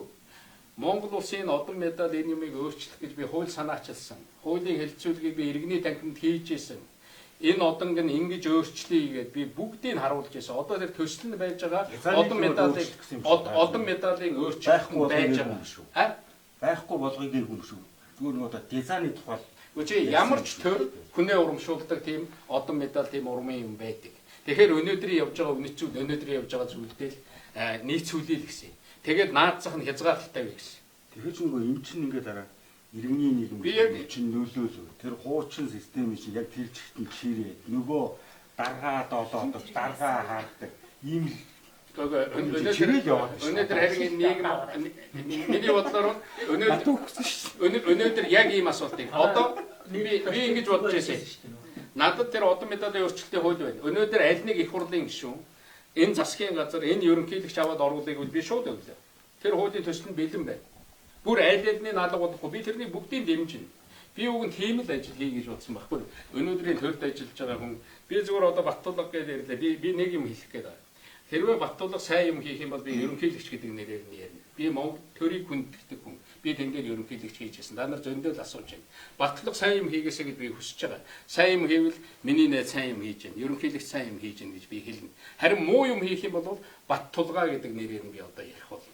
Нөгөө Баттулга нэг иргэнийхээ хувьд элбэг дуржийг одоо би ингээд өгж ийн гэдээ явж исэн шүү дээ. Би найзынхаа хувьд чамайг муу юм хийвэл Баттулга гэдэг нэрээр чинээ тий. Би чамайг сайн юм хийгээсэй гэж бодож байна.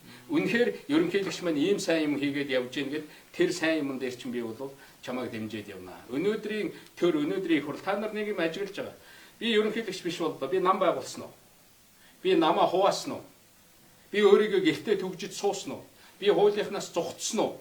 Би өөрөө телевиз судалдаж авч өөрийгөө рекламдсан уу? Би тийм юм юу ч хийгээгүй за. Би зүгээр л байгаагаараа байж байгаа. Нэг юм асуулт байна л да. Та их хурал дээр нөгөө Эрдэнэтийн 49% ингээ шийдэх гээд чуулган хурлаж байгаа та орж ирээд нэг хамгаалж үг хэлээ хүмүүс саналаа яаж өгөх юм ингээ харж байгаад өгүүлж ирсэн. Тэрнээс ч болоод таныг надаас хахад Эрдэнэ үлийг 49%-тай холбоотой цаагаараа дад эзэн гээд ингээд иргэдийн сэтгэлд ерөнхийдөө хүн бат суурьшсан. За тэгээ ингээд цаг ингээд үйл явц яваадсэн чинь одоо нэг асуултаа шууд асуу. Дараач дахиад асууж гэх үү. Одоо би наадах дээр чинь хариулъя. Их хурал дээр та яагаад тэгсэн? Ингээд суурьсан гэж байна шүү дээ. Та цаад эзэн юм уу гэж. Би ганцхан юм хэлье. Эрдэнтийн юм болоход би хэлж ирсэн. Их хурал нээлттэй сонсгол хийх хэрэгтэй. Яг тэр яг хайч болсон юм яг тэр сонгуул болцсон. Их хурал нь тартсан. Би яг үндэ их хурлын хаалттай чуулган дээр энэ асуудлыг бид нар мэдээлэх ёстой гэдэг ийм л байсвартай байсан. Тэгэхээр тэрнийг л ашигласан улс Эрдэнэттэй. Өнөөдөр чи сахал Эрдэнэ үлэг гэж ярьж байна. Би тэр үед би дараа нь хэлж ирсэн. Эрдэнэ үлгээ энэ дээр иймэрхүү юмнууд гарч. Чи одоо гарч ярилцлага өг. Өнөөдөр та нар сэтгүүлчийн хувьд сахал Эрдэнэ үлгээс ярилцлага авъя гэж бодож байгаа хүмүүс байдаг л баг. Тэр цензургүй яриа хүртэл одоо авах хэрэгтэй шүү дээ. Эрдэнэ үлгээ чи яг юу гэж бодож ирсэн? Яах гэж тэрнийг авчирсан юм? Чи тийм хулгай хийсэн юм уу? Чи тэгэж авсан юм уу те? Тэгээ элбэг дурж ард нь байсан юм уу? Тэр Эрдэнэтийн 49% надад оруулсан нэг ч төгрөг байхгүй. Миний авсан нэг ч хөв байхгүй. Тэр бол одоо та нар яваараа над Баттулга бүх одоо тэр миний эсрэг явж байгаа бүх хүмүүс мэднэ. Би ганцхан л юм явж байсан. Одоо би өнөөдөр нэг юм бодож байгаа. Эрдэнэтийн 49 гэл ингээд бүр болохгүй. Тогоондоо ороод ирсэн юм л даа. Дотроо ороод ирсэн юмыг энэ дотроо шингээх ёстой. Гэтэл одоо гадагшсаар нь гэж шүү дээ. Гадагшсаар нь айгуул энэний цаана өөр хүмүүс байгаа шүү. Өөр хүмүүс хятад зарах гэхэд би энэнийг бол эсэргүүцнэ. Яг өнөөдөр хэлчихье. Эрдэнэтийн 49%-ийг гадагшаа зарах юм бол энэ бол Монголоос урвсан уралт болно. Гадагш зарж болохгүй. Тэр 49% нээлттэй хөгжсөөгаараа тэр ард түмний эзэмшүүлнэ үү? Тэр хулгай зэрэгээ хийсэн муу хүмүүс байвал тэрнийг шийтгэл. Тэрнийг шийтгээд аваад яв. Нэг бол тэр Эрдэнэтэд амьдарч байгаа зэрэг 100 хэдэн мянган хүмүүс давуу эрхийн хөгжсөөгаар нь олгочих. Би тэр хурал дээр орж ирээ хэлсэн. Та нар бол сонсох юмаа сонсдог байхгүй. Нэг ийм хөвлөвөр байна шүү дээ.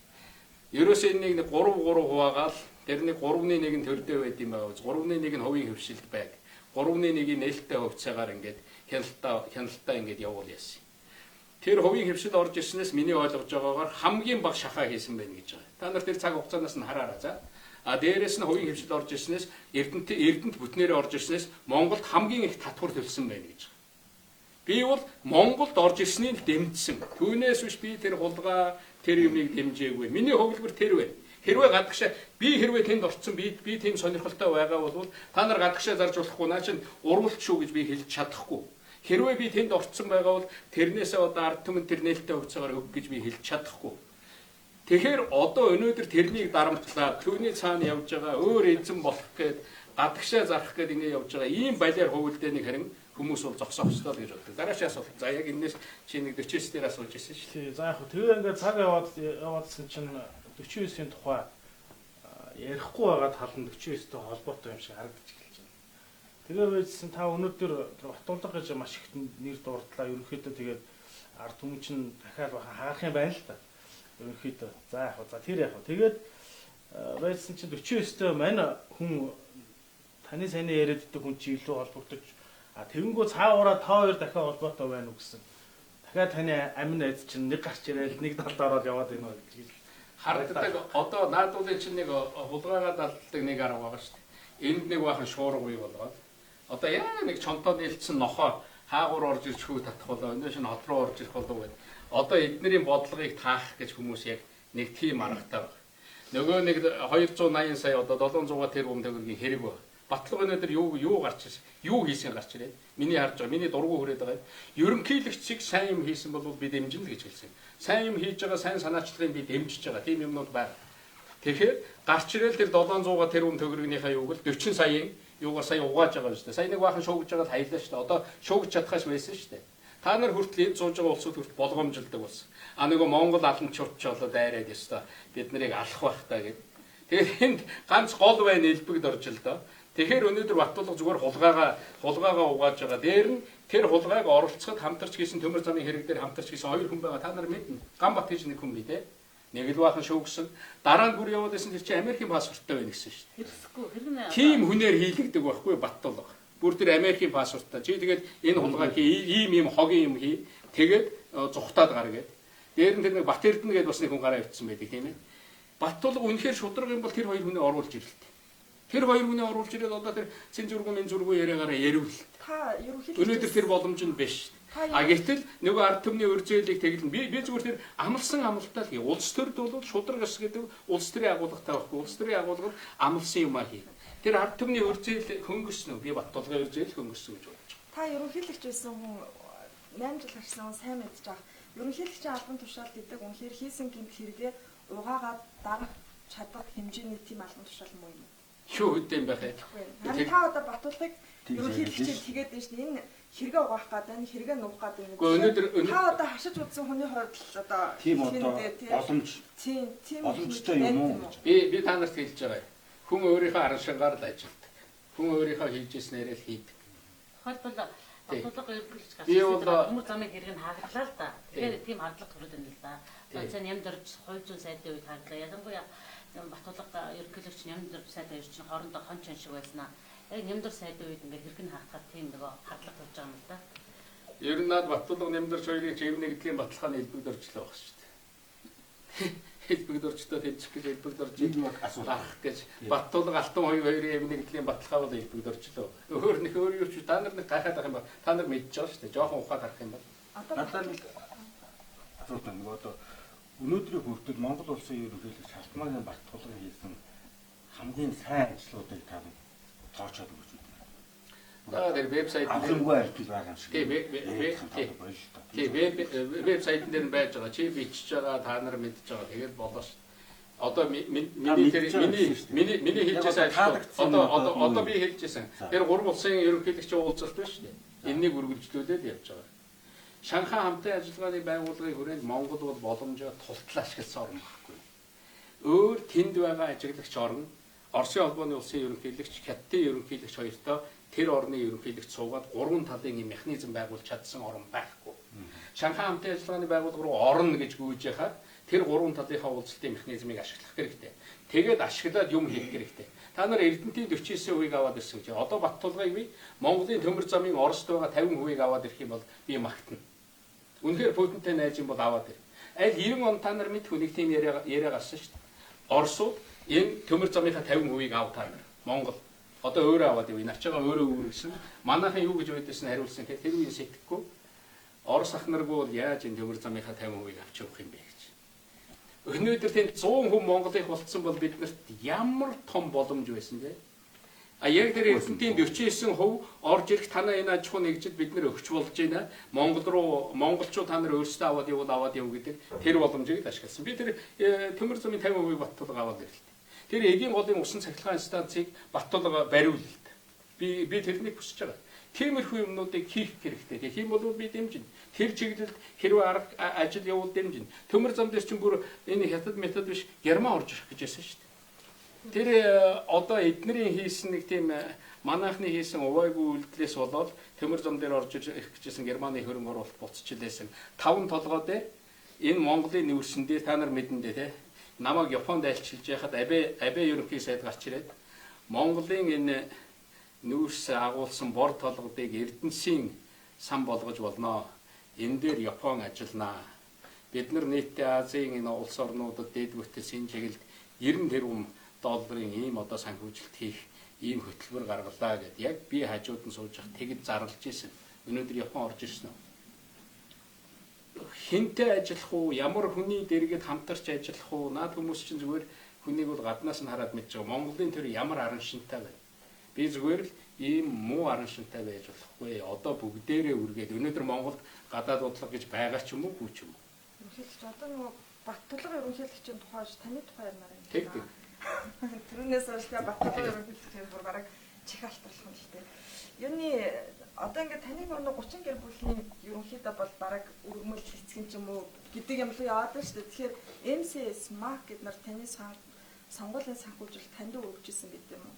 За би нэг юм хэлье. Тий. Mark MCS сонгуулийн санхүүжилт одоо тэнд надад хуугаад авсан зүйл байхгүй. Ханд өргөсөн бол тэр хуулийнхын дагуу байж байгаа. Тэрнийг та нар шалгаараа. Тэр нь бүгдээрээ байдаг. Би хөвдөө цагаан суургыг таныг бас өгсөн гээ. би надад тэр цагаан суург мөрөдөө би одоо ингэ бодоод над тийм оролцоо байхгүй. Тэр цагаан суургыг өгсөн тэгээд элбэгдэрж манай гэрт одоо хэдэн жил амьдэрсэн тэгээд тэдэнд одоо хэдэн сар болсон тэгээд Та тэгээ тийм хэцүүсэн нөгөө хамболтын гэрт амьдрахаар дараа нь тэгж байж байгаа дараа нь тэгээд айлын гэрт амьдарч ирсэн бол ягаад нөгөө нөхөрөө танихаа байцсан. одоо би ганцхан юм хэлье. Тэр гамболт гэж айл байгаа.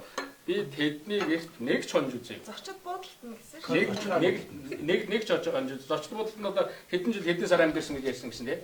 Би тэр корпорат гэдэг зочид буудалд хонж үзээгүй. Би шууд хэлээ хонж үзээгүй.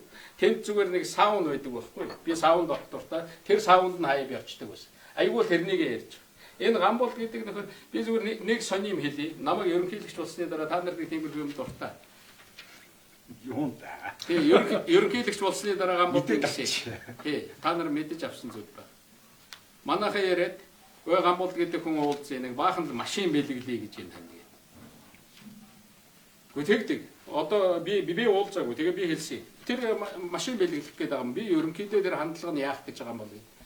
Тэгээ би хэлсэн. Тэр төвхөрүүдийг авчих, тэр машинуудыг бүгдийг авчираад энэ ордны хажуу зогсооч.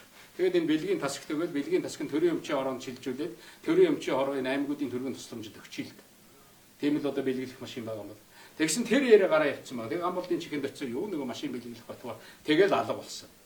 Тийм л нөхөр. Одоо өнөөдөр би тэр хүн 100% үнэн яриад байгаа юм худлаа яриад байгаа юм би зүгээр нэг л юмар тэр хүнийг шүүж харж байгаа. Тэрний үг гэхээр тэр манаад амьдраад манай шалан дээр хоноод тэд ингээд тэгээд эргэж уулзаагүй. Би корпорат гэдэг зочд бодол тэд нар өөрсдөө одоо тэр байдгийн бол тэрнийг гаргаад харуул. Хэдэн жил болсон юм. Хэдэн сар би тэнд амьдэрсэн. Баттулгын би тэр нөгөө хэний гамболтын хэд хонсон.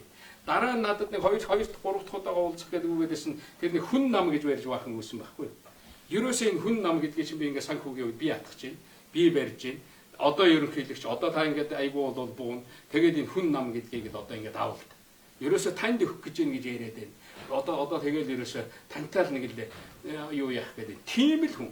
Би тийм үү. Одоо тэгж хүүгээл Баттулга руу гүйж очивол тэгээд бариулцсан байгаа л гэж би харж байгаа.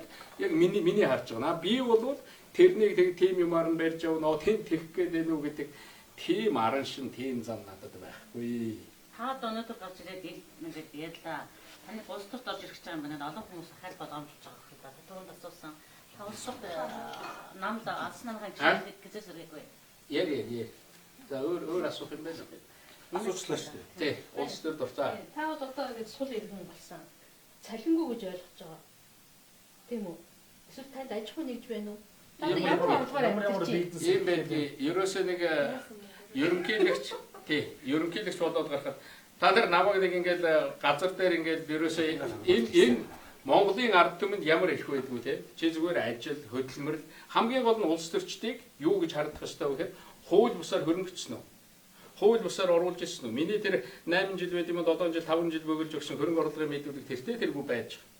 Би бол хуулийн дагуу хураад цуглуулсан өөрийн юмтай ийм юм байгаа. Тэрний хойноос яв, үз, уух, малт надаас хууль бус юм Монголоос сулгаалцсан, Монголын төсвөөс сулгаалцсан нэг ч юм байна. Тэгэхээр би бол тэн дээр бол юутай байна. За тэр нэг улс төр гэж асуугаад байгаа юм. Би хэлсэн шүү дээ. Би зүгээр л явдгаараа явсан. Би бусдад адилхан нам байгуулаа. Би бусдад адилхан телевиз байгуулаа. Хуулийн байгууллага дуудахаар нь гэртээ төгжиж суугаад байгаа юм шиг. Одоо энэ л нэг бахан зангиагаа зүгээд гутлаа юу лээ? Төвд Гутлаа дуудсан цагтлын зорчноо. Тэ гутлаа өмсөд оч гэдэг. Миний тэр үг бол одоо олон үед яригдана. Тэр юу гэсэн үг вэ? Хуулийн байгууллагаас битгий зугатаа. Монголын хуулиас чи Монгол улсын иргэн бол зогтох хэрэггүй. Эртээ төвжид суух хэрэггүй. Нам байгуулчид өөрийгөө тойруулах хэрэггүй. Хуулийн байгууллагын дуудахаар хүмүүсийн араар гүйж ороод ингээд нэг баахан шоу хийгээд давхиад ээж хэрэггүй. Чи зүгээр л явж оч. Монголын хуулийн байгууллагыг битгий доош нь хий. Энэ хуулийн байгууллагад ажиллаж байгаа улсууд дотор янз бүрийн асуудалтай хүн байж магадгүй. Гэхдээ ихэнх нь та нар хараарай. Яг энэ хуулийн байгууллага тэр хуулийн дагуу шалгадаг барьдаг юм хийдэг юм бол Монголын хуульчдууд ажиллаа шудраг үнэнч хуулиндаа үнэнч хийдэг ш. Баттулгад нэг зовлон байна. Би Баттулга гэж ярихаар та нар одоо ийм байна гэдэг. Баттулгад ямар зовлон байна гэхээр үгүй та нар хардаа цагдаа хүн харахаа Баттулгыг баг нэг шалгачмаар хүн харагдаад байгаа байхгүй. Прокурор хүн харахаар Баттулгыг энэ одоо яллагдагч болоод явж ирсэн баг яллагдагч болж ирсэн тэгэхээр шүүгч харахаар шүүгдэгч болж харж байгаа. Яг тэгж харагдаж байгаа, тэгж нөгөөдөлтэйгээ харьцаж байгаа хүн Монголд яг одоо шударгаас тогтоох гэдэг юм. Тэгэхээр одоо элбэг доржийн дуржийг дуудаад элбэг доржийн эсрэг хэрэг үүсгэх гээд явж байгаа элбэг доржийг шалгах гээд явж байгаа энэ хуулийн байгууллагын ерөнхий сайд их хурлын гишүүдийг буцаад татаад шалгах гэж байгаа энэ шалгалтыг би үргэлжил дэмждэг байсан. Би үргэлж урамшуулдаг байсан. Энэ чинь хуулийн байгууллагын хувьд бол хэцүү ажил байхгүй. Тэгээ шалга Батуулга гэснээс дахиад Монголын ардчлалын холбоог та батуулгад өгсөндө харамсдаггүй. Одоо энэ чинь нэг хүний баг хувийн одоо холбоо болж нам ч юм уу тий одоо улс төрийн гишүүд уг нь бид нар Монголын ардчлалын холбоо нөгөө төвхөн үргээ гүйцэтгэлээ гэдэг нэг тэгж ярьдаг байсан. Монголын ардчлалын холбоо хэдий сэрж босч ирэх үү? Монголын тусгаар тогтнолд аюулд учрвал, Монголын эрх чөлөөнд аюул учрвал, энэ иргэдийн эрх чөлөөнд аюул учрвал, Монголын ардчлалд аюул учрвал хэдүүлээ ард түмний хөдөлгөөн дахиад босч ирнэ гэж. Үнэхээр Баттулга бол энэ ардчлалын холбоог булшилдаад алга болоо. Би ингэнэ гэж үг нь санаагүй. Энэ байгууллага бол үнэхээр энэ Монголын ардчлал эрх чөлөөний баталгаа болсон. Яг тийм зүйл дээр одоо зүрхэн цохилж явдаг тийм л байгууллага. Уг нь би бол тэр байгууллагын хүндэт дарга гэдэг. Манай хүндэт дарга нэг байна, тэр нь элбэгдорж байна. Насаараа байна. Хэн ч өөрчлөхгүй яахгүй гэд эдгээр шийдвэр гаргасан. Тэргүүрээ би байдаг. Хүндэт дарга гэд намайг одоо дуудаад юу яагаад одоо энэ 30 жил болох гэж байна. 30 жил болж одоо бүр энийг мартагнуулж байгаа. Одоо та нар хараараа яг энэ ардчил гэдэг юмыг бүтээх гэж хийх гэж яаж явсан. Би зүгээр сурвалжлагчаар ажиллаа хэлсэн. Тэгтээ ажиллаа эхлээд ардчил руу орохдоо өдрийн нэмлэгийг хөтөлж ирсэн. Одоо өдрийн сонин дээр гарч байгаа. 4-р өдөр бүхэн гарч байгаа. Дараа нь би тэд нар одоо энэ фэйсбүүкээр үздэг болмоор нь хармаар байна гэж. Би тэрнийг харахад ямар гайхамшигтай их ажил, ямар хэцүү юмд ортой те. Яаж бид нар зүтгэжсэн. Би тэр цаг би тэр хүмүүжлэрээ байгаа. Тэрэнд итгэх хэрэгтэй. Та ардчилсан намыг ер нь байгуулсан хүмүүсийн нэгэлдээ тулгын хэдэн жил өмнө одоо эргээд одоо ардчилсан намын одоо намайг нэг эрхээ сэргийгээд эргээд одоо нүүр урдам орох одоо эрхтэй одоо тухайлбал яг өнөөдрийн байдалд бол одоо хүндхэн байдал ажиглагдаад байдаг. Таныг авахулуу одоо буцаад Буцаагаад ардчилсан намаа авах бол Намаас болдог батлуулж яриа гарсан. Эрдэнэ даргатаа нэлчээд их болдог хамгаалуулж байгаа. Тэгэхээр би түрүү нэг юм хэлсэн. Би ингээд хэлэх юм уу дээ ч юм уу. Би ингээд нэг баахан эднэрийн яриад байгаа. Одоо энэ муу таргууны нөхөнд өссөн хулгайч гэж энэ бичээ те. Энэ захиалгат байна. Тий. Мөнх баясгалан Баттулга хоёр давилттай жүжиг хийж энэ муу ховдын муу мангар 90 онд юу гэнэ тэр зурагтын нэвтрүүлэг хоосон яригч хуурамч новш нөгөө дэрдэг цаазын ялыг өгөө болгосон одоо сэргээд үүнийг цаазаар авъя гэн. Ерөөсөө Монгол албанчууд дормжилж байна даа гэн. Элбэгийг сэтгүүлч юм шиг санагдаад байх юм гэн. Тэгэл ерөөсөө тэр нөгөө саяын ярилцлага ингээл иймэрхүү юм. Тэгэхээр миний баримталж байгаа одоо ч байгаа байр суурь одоо та нар улс төрлөө эргэж авах уу намаа ирэх үү намынхаа гишүүнчлэлийг сэргээх үү энэ л өнөөдөр нэг одоо сүрхий мэдээ болох гэдэг л. Би энэ төрд энэ улсад байгаа чаддаг юмараа тусгуулъя гэж бодож. Тэгж л бодсон юм. Би тэр хуулийнхын төсөл дээр те энэ төр цонгогдсон байгаа, томилогдсон байгаа албан тушаалтнуудтай хариуцлага тооцдог бүхэл бүтэн хуулийн систем бий болгоё гэж би зүтгэжсэн. Би тийм хуулийг оруулаад их хурл хэлэлцээд 5 жил дараа баталж өгөөгүй. өнөөдөр нэх мундаг одоо шударгаас тогтооё гэж байгаа улсууд тэр хуулийг оруулах тухай хэн ч ярихгүй. Би Монголын улс төрийн системийг, улс төрийн намын системийг тэр чигтний өөрчлөё. Тэр шинэ хуулийн дагуу намууд шинээр зохион байгуулагдаад шинээр бүртгүүлээд ингэж явдаг. Би тийм хууль санал болгож ирсэн. Тэгээд нөгөө намчид орж ирээд миний тэр хуулийг алга болгож ирсэн. Өнөөдөр улс төрийн намууд намаар дамжуулаад фракцаар дамжуулаад бүлэглэл Монголын иргэдийн улс төрийн эрхийг булаагаад автсан байгаа. Тэгэхээр иргэдэд улс төрийн эрхийг эдлүүлэх, иргэний улс төрийн эрхийг хэрэгжүүлэх хууль гэдээ би санаачлаад оруулж ирсэн. Миний тэр хуулийг их хурл дээр санал ураагаад зогсоож ирсэн. Би тэднэрийг санаачилж оруулъя. Би тэднэрийг улам чамбааруулъя. Би тэр шилэн дансны хуулийг улам одоо чамбааруулаад дахиад нэмж оруулъя. Тэнд нэмэх юм байгаа гэж би харж байгаа. Би үнэхээр Монголын төрийг хариуцлагатай болох ёстой. Өнөөдөр Монголын төр ийм байгаа. Одоо ийм хариуцлагагүй байгаа. Хариуцлага гэдэг нэг тал нь хаягдсан, зүгээр ардчилсан, ардчил гэдэг ийм одоо хаягтай болоод хөгжсөн цаад агуулга нь одоо хүмүүсийн дургу хөргсөн тэр одоо итгэл алдарсан тийм байгааг би харж байгаа. Тэрний төлөө би хариуцлага хүлээх ёстой. Би тэр хариуцлага хүлээж байгаа дээрээ би ажиллаж, зүтгэж, тус болж явъя гэсэн. Өнөөдрийн ерөнхий сайдд нь тус болъё. Өнөөдрийн их хурлд нь тус болъё. Өнөөдрийн ерөнхийлөгчд тус болъё. Би Баттулгад ажлаа өгөөд гарахдаа би Баттулгад захиа бичиж үлдээгээд гарсан. Уншсан гэж бодож байгаа да. Уншлгүй яг уу. Яг ширээн дээр нь ганцхан тэр миний захиа байна. Ширээн дээр над цавуугаар наагаад. Тий, ширээн дээр нь захиа үлдээгээд гарсан. Та нар тэрнийг олж үзээрэй. Хэрвээ тэгвэл Баттулгаас гаргаж үзэх хэрэгтэй. Мэдээж нэг юм надад байна. Тэрнийг нэх одоо юу би зүгээр Баттулгаа ийм зүйл байгаа. Энэ дээр ингэж анхаарч ингэж уягаараа гэж үнэхээр 8 жил ажилласан. Дээр нь би гарахтаа за Энэ та болохоор ингээд нэг одоо энэ ардчлалыг хөгжүүлэхийн тулд төрийн нэг 3 өндөрлөлт туслая гэдэг юм л да. А яг үнэндээ бол өстэй ардчлалын 4 дахь тулгуур гэдэг байгаа хэвлэл мэдээллийн байгаа. 4 дахь засаглал бол маш сул, маш одоо тийм эмзэг нөгөө юунд хөлн. Энэ үйл угаас одоо илжээд муудаад эхэллээ.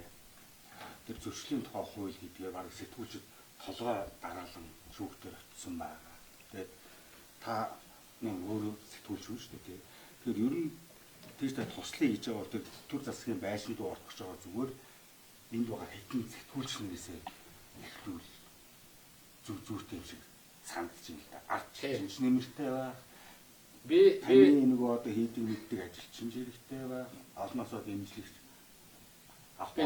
би тэр зөвлөмжийг яг хүлээж авч байна. Би ерөнхийлөгч байхдаа сэтгүүлчийг эрүүгийн хуулиар шийдэгдэх хуулийн залтыг би алга болгож ирсэн.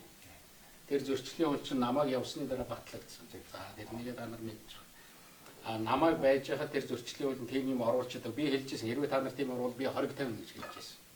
Одоо та нар Монголыг хараараа тэр нөгөө Freedom House-аас гаргасан эрхчлөөний индексээр Монголыг ингээд ногооноор бусад одоо ардчилсан эрхчлөөтэй орнуудтай адилхан ногооноор харагдаж байгаа. Хэвлэлийн эрхчлөө гэдээ харах юм бол нэлээд бүдгэрүүлсэн байна. Хагас хэвлэлийн эрхчлөөтэй чи яг би яг санал нэг үнэ үнэхээр илжирээд тэр дөрөвт хөлөнд ажиллахад хэцүү боллоо. Тэгээд мөнгө хамгийн чухал хөл нь тийм хамгийн чухал хөл нь. Гэхдээ хамгийн эмзэг хөл. Хамгийн эмзэг хөл нь. Тий би яг санал нэг. Би энэ дээр ганцхан юм хэлье. Хэрвээ хүний үзэл бодлоо илэрхийлэх эрхчлөө, хэвлэлийн эрхчлөө хаагдвал бусад бүх эрхчлөөний хаалга хаагдана. Тэгэхээр энэ лүү довтолсон энэнийг хязгаарлах гэсэн ийм нэг ч алхмыг төрийн байгууллагууд шийдвэрээр гаргаж болохгүй. Гаргацсан байгаа бол тэрнийг хүчингүй болгох ёстой. Би тэр бүхэл намайг ингээд 1000 удаа дормжилсан те намайг 1000 удаа дайрч байгаа. Энэ би та нар мэдхүү би нэг сонин шүүхт өгч үзээгүй шүү дээ. Нэг ч вебсайт өгч үзээгүй шүү дээ. Мэдхүү ер нь тэрний нэг сэтгүүлчийг би өгжсэн үү? Гэхдээ зүгээр чи боддоо 8 жил хамгийн адгийн шаар чинь би үстэй үг нь бол энэ хуулийнхныг барьж идэг айлгадаг те би нэг ч хүн шүүхтэ гэж үзээгүй. Өнөөдөр тэр алтан уяг гэдэг хүн гарч ирэл элбэгд орж байгаа чи тэр эрдэнтийг надад өг гэсэн чи тэр эрдэнтийн шороог хүртэл хувааж идэж जैन чи тэр ачтехийн цаана байгаа. Би тэр сая харж байсан тэр ачтех гэдэг компани өөрсдөө шүүхэд өгөө шүүхтэд явж байгаа юм байлээ. Хэрвээ тэнд миний 1% байх юм бол би хариуцлага хүлээх ёстой. Миний хувь одоо юу байдгийг тийм юм байх юм бол 1% нэг төгрөгний юм байх юм бол би тэрний бүр нүүр бардам хэлнэ. Тэгээд нэг юм байгаа. Би зүгээр бодож ирсэн. Гэхдээ ерөөсөө алтан уягийг нэг шүүхт өгчүүл яасан гэдэг. Үнэхээр үндсэн аюулгүй байдлын зөвлөлийн гишүүн байсан, ерөнхий сайд байсан хүн дэндүү овлохгүй те тэгд загинж байгаа. Би тэгээд алтан уйг бол сэтгүүлч биш байхгүй. Би хизээч хэвлэлийг вебсайтыг хэдийгээр тэр одоо юу байсан ч гэсэн хуурамч байсан ч гэсэн би бол тэрнийг өгөхгүй. Би тэр зарчим дээр хатуу байна. Алтан уйгийг нэг өгөөд одоо хэдэн тэрбум төгрөг чинь би тэгж үнэхээр бодож байсан одоо ч бодож байгаа. Тэгээд миний өмнөөс явах хүн байх юм бол алтан уйгаас миний хэлсэн мөнгийг нэхэмжлээд олоод ир. Тэгээд тэрний 10% та нар ав. А хэрвээ би тэнд оролцоотой байх юм бол тэр надаас мөнгө нэхэмжлээ. Би тэр мөнгийг чинь одоо олж өхийн төлөө юм. Тэр шүү. Би үнэхээр итгэлтэй байна. Тэнд надад ямар ч оролцоо байхгүй. Би тэгээд үлдэж байгаа 90% нь ч юм уу энэ Монголын хүүхдүүд, оюутнууд сайхан одоо боловсролтой болох гэж байгаа тэр ирмэлцлийг би дэмжиж, ерөөсөө би энэ нэг одоо энэ сургалтын сан байгуулъя гэж уг нь бодсон байхгүй. Би нэг юм боддгийг. Монгол үндэстэн гэж үздэг оюутны одоо газрын монголчууд, монгол залуучууд Монголд ирэхэд нь туслая. А Монголоос дэлхийн одоо өндөр дээд хэмжээний их сургууль руу явах юм бол туслая. Би ерөнхийлөгч байхдаа зарлиг хүртэл гаргаж байсан шүү дээ. Дэлхийн эхний 20 одоо сургууль дэлсэж явах юм бол тэр зардлыг чинь даана гэл. Би үнэхээр тэр ажиллаа хий гэж бодсон. Одоо тэгдэг юм одоо ерөнхий сайд байсан хүн намайг хүртгүүл дээ. Алтан уйг гэсэн нэр ярьсан дээр одоо та нөгөө өмнө нь амны ээлд орохдоо тэ намайг би өөрөө огцрох онцгүй юм намайг огцруулаад өгөөч гэж хэлсэн.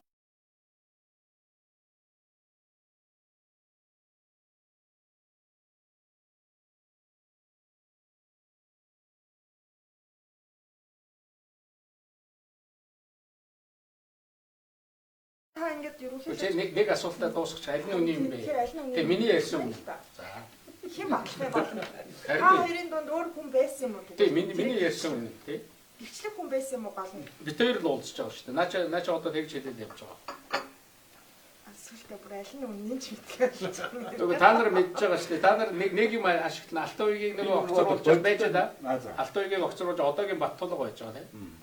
Баттулга биеэр заналтаагаар зурлаа гэж байгаа гарч ирээд телевизд ярилцдаг гэж байсан. Заналтаагаар зурсан 8 гишүүн бий. Алтан уйг тэрний дуудаж ирээд та нар намайг огцруулаад уг нь намын дарга байгаа хүн чинь тэр 8-ыг дуудаж ирээд болио одоо энэ засгаад имжилтэй гэж хэлнэ дээ. Дараа нь зарим нь ороод ирэхэд зарим нь 7 гишүүн тэр хуралд оролцоогүй. Санаж байна уу? 7 гишүүн оролцоогүй хад тэднийг дуудаад чи хуралд ирэхгүй л байл та гэж. Тэр юу гэсэн үг юм? Зүгээр л наа чин өөрөө хариуцлагаас зугатаал тэр үед ардын нам барьж идэх гэж байсан шүү дээ. Тэр хүргэн тэр юу тэр ингэсэн одоо тэр үнэхээр шоглоом хийж байгаа байхгүй. Төмөр замаа тавиад нүүрсээ урагшаа гаргаад тэндээс олсон мөнгөөрөө ард түмний орлого нэмэгдээд үйлдвэрээ барих ёстой. Тэгсэн чинь Алтан уйгийн хийсэн ажил одоо эдний хийж байгаа ажил төвхийн нүүрсийн нийлүүлэлтийг Улаанбаатар руу нэмсэн утаагаа нэмээд ард түмний хордуулж байгаа байхгүй. Ийм л ажил хийсэн. Би бол энэний буруу ажил гэж боддог. Тэгээ яг тийм барьцаан бүр тийм юмд орчоод тэр Бонд гээд одоо Алтан уйг шиг ерөнхий сайд байхдаа хамгийн их мөнгөтэй байсан хүн байхгүй. Та нар мэдэн дээ. Чингис Бонд гээд тэрнийг самбар дээр зурж байгаа тарааж ийсэн. Өнөөдөр зарим хүмүүсийн хойноос хариуцлага тооцсон тэгээд Алтан уйг нөгөө Баттулга дээр очиж суудсан тэнд зүгтаад ороо суудсан л байж байгаа шүү дээ. Тэр нөгөө үн тогтворжуулах мөнгө гэдэг тэрнийг хэн зарцуулж ийсэн. Засгийн газрын юугаар л явдаг шүү дээ. Тэгэхэд өөр нэрээр ярьж байгаа. Яг тэн дээр тэгвэл дуудаж ирээл асуулт. Тэрнийг яриул л да. Тэрнтэй хариуцлага тооцол доо. Ингээд нэг одоо ерөнхийлөгч болцсон хүмүүс одоо ярна амт тийм хаашаа. Танаас юмуд асуу. Энд ингэж энэ казино тоглосон уу гэн ийм одоо мундаг л тэгэл уран донгож जैन их мэджээ арай л өөр юм яриад байна. Тэгээд энд ганц нэг юу яаж одоо та нар хэлдэг ш та эднэр ш таална гэдэг. Энд чинь зүгээр л би үнэхээр нэг энэ Монголын ард түмний сэтгэлийг хорлож байгаа энэ хорлол энэ юмыг би зүгээр хүмүүс босч ирээ бичих болов хүмүүс дургуутсах болов гэсэн одоо хүмүүс улам автчихээн. Сая артга надаас нэг юм асууж илээ. Их хурл дээр та орж ирээ 49% гээд ярихад бараг та харж байгаад одоо намайг сууж явахт мэдээ санал хураасан шүү дээ. Тэгэхэд загинж харцсан дороо. Тий, харцсан дороо. Тэгээд гэхдээ тэр чинь эсрэгэл гарсан шүү дээ тэр тогтоол бол. Би нэг удирдаад байсан байхгүй. Тэгэхээр би нэг юмд яг харж байгаа. Хүний үзэл бодол сэтгэл санаанд ингэж муухагаар нөлөөлж болдго юм лээ. Би тэр үед яг тэр 40-с ороод ирлээ гэж яхад Монголыг боллоо гэж яхад их хурлын гишүүдийн баг ихэнх нь энэ зөв гэжсэн. Гэтэл тэнд нэг хоёр нөхөр гарч ирэл энэ бол амар мөлжөөртэй сэдв гарч ирлээ. Эрдэнэт гэдгийг чинь төөрөөл мөлжөөл тэгэл цамцаа урагтал явуулна гэл ингээл орилчих юм бол ерөөсөө энэ нийгэм чинь ингэх юм байна гэл их хурлын гишүүд нь хэвлэл мэдээлэл нь тэр чигтээ автчихж байгаа. Дараа нь ерөөсө 2 3 7 хоногийн дараа 2 3 сарын дараа тэн дээр хураахтал тэгэл эргэцсэн байдаг. Нийгэм тэгжил иргэдэг юм байлээ. Салхисөрөө зогсож байна. Социализмын үед салхисөрөө зогсож байсан чой нэмж гэдэг юм уу, эренчунгооч гэдэг юм уу, ер нь их цөөхөн хүн байсан юм байлээ дээ. Тэднийг аваачаад ингээл юу яах гээл явдаг. Өнөөдөр ч тийм байгаа. Нэр нь л өөр болсон болохоос биш. Өнөөдөр энэ шууган, өнөөдөр энэ одоо муухай тарих угааж байгаа. Тэгээд наадуудын чинь бас нэг бодож байгаа юм. Бид нар тарих угаагаад чадаад байна гэж боддог байна. Надад ирж хэлдэг үйлчлэг нь юу гэхээр элбэг доржоо чи энэнийг миний энэнийг дэмжиж. Чи энэ дээр надтай хамтар. Тэгэх юм бол чиний ирээдүнгийг 2 сарын дотор босгоод өгнө гэж. Ерөөсөө тэр шүү дээ. Сайн тэр инх улдыг огцруулах гэж явж байхдаа бүр тэгж ярьж гин гэж байгаа. Одоо тэр улсуудын ярианаас би сонсч байсан. Инх улдоо чи зүгээр ингэ өргөдлөөгөө явж. 2 сарын дотор чиний ирээдүнгийг босгоод өгье. Тэгээ энэнийг нэг их мундаг юм хийж гин. Нэг мундаг болж гин гэж бодож байна. Одоо яг ингэж бодож байгаа улсууд нэг өдөр ойлгоод эргэнэ. Нэг өдөр үзэн ядаж исэн тэр хүн энэ чинь өөр хүн байсан юм байна. Өөр юм ярьд юм байна. Өөр үнэлэмжтэй юм байна. Өөр хүмүүжлтэй юм байна. Өөр сэтгэл зүрхтэй юм байна гэдгийг ойлгоно. Би бол тэрэнд бол бүрэн итгэлтэй байна. Таныг одоо ерөнхийдөө 8 жил ажиллах хугацаанд хамгийн хэцүү одоо хууль зөрчсөн ч юм уу санал тавьж ирсэн юм байдаг юм. Одоо нөгөө л нэг татврын өрөөс цутаасан жастын каплагын хэрэгдэл одоо нэг асуудлууд яригдаад байдаг шүү дээ. Тий, баталгын хуудсан цэргийн бичвэл админ нь шууд устгадаг хөөрхий. Эдгээр тийм айна програм ийм юмтай л баггүй. Хөндлөө дайрдаг ард түмний тарих угаад. Тэр капла гэж асууж байна. Капла гэдгээр одоо бол мартаж шүү дээ. Хүмүүс ингэж мартдаг. Элбэг доржийг хамгийн их ялдаг юм тэр байлаа шүү дээ. Гэтэл одоо тэрний хинч бичихгүй байгаа. Нөгөө каплагыг 30 тэрбум гээд байсан шүү дээ. Тэрнийг нь бүрэн төлөгдсөн байна. Өнөөдөр тэр тухай нэг бичиж байгаа нэг бот байна уу? Тэр тухай ярьж байгаа хүн байна уу? Байхгүй. Тэр элбэг доржтой холбоотой тэрнийг бичих юм бол элбэг дорж дээр сайн болж очих гэж байгаа. Тэр нь бүрэн төлөгдсөн. Тэр капла гэдэг тэр миний барьсан зэр чинь тэр капла дээрээ биш байхгүй. Зүгээр татврын хэрэгээ аж ахуй нэгж тийм ээ гадаадын хөрөнгө оруулагчдыг барьж аваад шүүхэд шоронд хийх гэж юм гэдэг чинь утгагүй. Энэ бол каплагыг хорлож байгаа юм биш. Энэ бол нийтэд нь Монголын аж ахуй эрхэлж байгаа хүмүүсийг хорлож байгаа. Тэгээд тэр үед аж ахуйн хэрэггээ, татврын хэрэггээд 3200 аж ахуй нэгжээр үүссэн байсан хэрэг миний тэр гаргасан шийдвэр, миний тэр үгээр тэр нь зогсож ирсэн. Би тэгж аж ахуй, би тэгж юм хийдэг улсуудыг дэмждэг шүү дээ. Яг үүндээ бол юм хийгээд амьдралаа аваад явж байгаа тэр дундаж хөв бол би Монголын малчдын ихэнх нь өөрсдийнхөө амьдралыг төртөө төргөө аваад явж байгааг би мэднэ. Энэ Монголын худалдаа 8 хийж байгаа, бизнес хийж байгаа, татвар төлөөд Монголыг нуруундаа үүрээд явж байгаа хүмүүсийн ихэнх нь Монголыг аваад явж байгаа гэж мэднэ. Тэр одоо цагаан суургыг та өгсөн үү гэж асууж байна. Би ямар бодлого барьдаг вэ гэхээр би ерөөсөө тийм бодлого барьдаг. Үнэхээр Монголд үнэтэй цэнтэй аж ахуй нэгж үнэтэй цэнтэй орд гэж байх юм бол Монголын хувийн хөвшил Монгол хүн тэрэнд нь эзэн болоод аваад явах ёстой. 90-ад оны үед бол тийм чадвар манай аж ахуй нэгжүүд байгаагүй байх. Одоо бол тийм боломжийг олгоё. Тэгээ Монголын аж ахуй нэгжүүд тэр Японы Sony, тэр одоо Солонгосын Samsung гэдэг шиг ингээд улс орноо чирээд явдаг, татвараа төлдөг тийм аж ахуй нэгжүүд болог. Тэр хүмүүс нь заавал улс төр рүү ороод ингээд байх шаардлагагүй.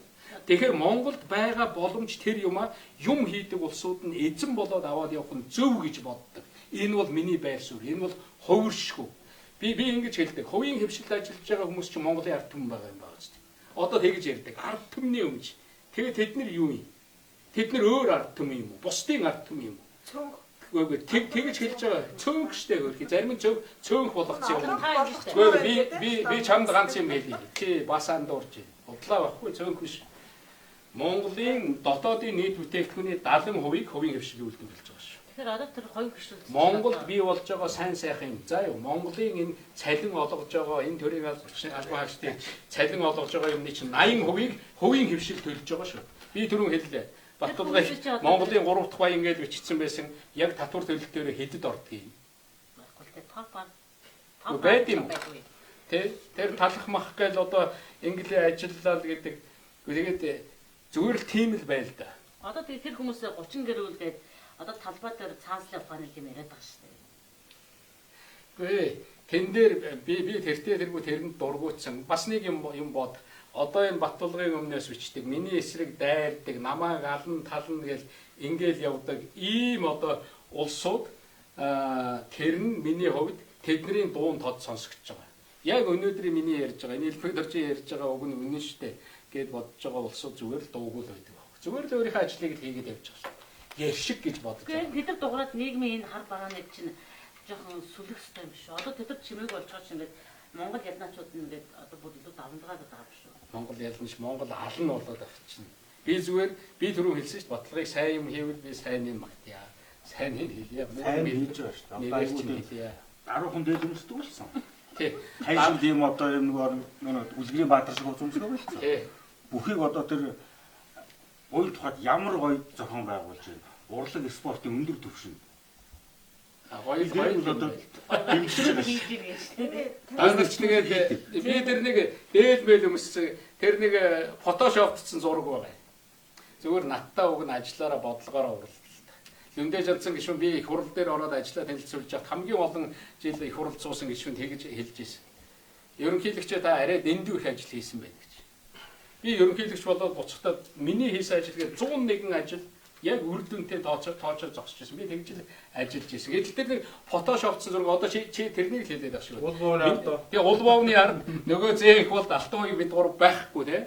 Тэгээ тэрний фотошоптсон байгаа. Тэгээ тэрнийхэн дэргийг одоо нэг дайланбан дээлтэй сууж байгаа хар шилжaalтай гурвуулангийн суулгаад тэгээд ганц тавхтаа боо тавьчих энэ ямар гоё юм бэ гэдэг тий. Надтай тий. Тэр одоо миний төрөвчин ярьсан олон улсын валютын сангийн тэр 5 тэрбум долларын тэр одоо боломжийг босгоод орж ирээд Монголын санхүү эдийн засгийг аврах тийм ажлыг надтай уралдаад хий. Тийм том юм хийж. Тэр энтхийн тэрбум гэж байна. Одоо дахиад тэрнийг хий. Тэр Монголын төмөр замын 50% аваад тэр эгийн голын усан цахилгаан станцыг бариулчих. Үнэхээр шудраг юм бол тэр зүхтаалгаад гаргацсан тэр хоёр хамтрагчаа оруулаад ир. Иймэрхүү юм хийлд. Ингэж л харуул. Бас юм байна. Таны тэр нөгөө төрсөн гэрийн бөөрөн дээр чинь юм хөшөө баримт өртөн зэрлэгт нэг одоо хүрээлэн баг.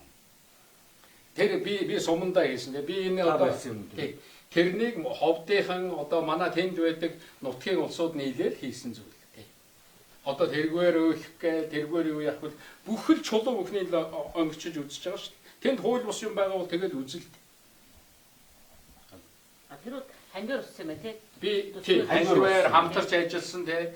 Одоо тэр тэнд орон сууц байгаа. Би ховдын зэрэгтэй би төрсөн сумандаа тий. Төрсөн сумаа би өөд тий. Миний сэтгэл зүрхэнд миний төрсөн сум миний одоо тэр гарч ирсэн газар үргэлж л хамт байт юм.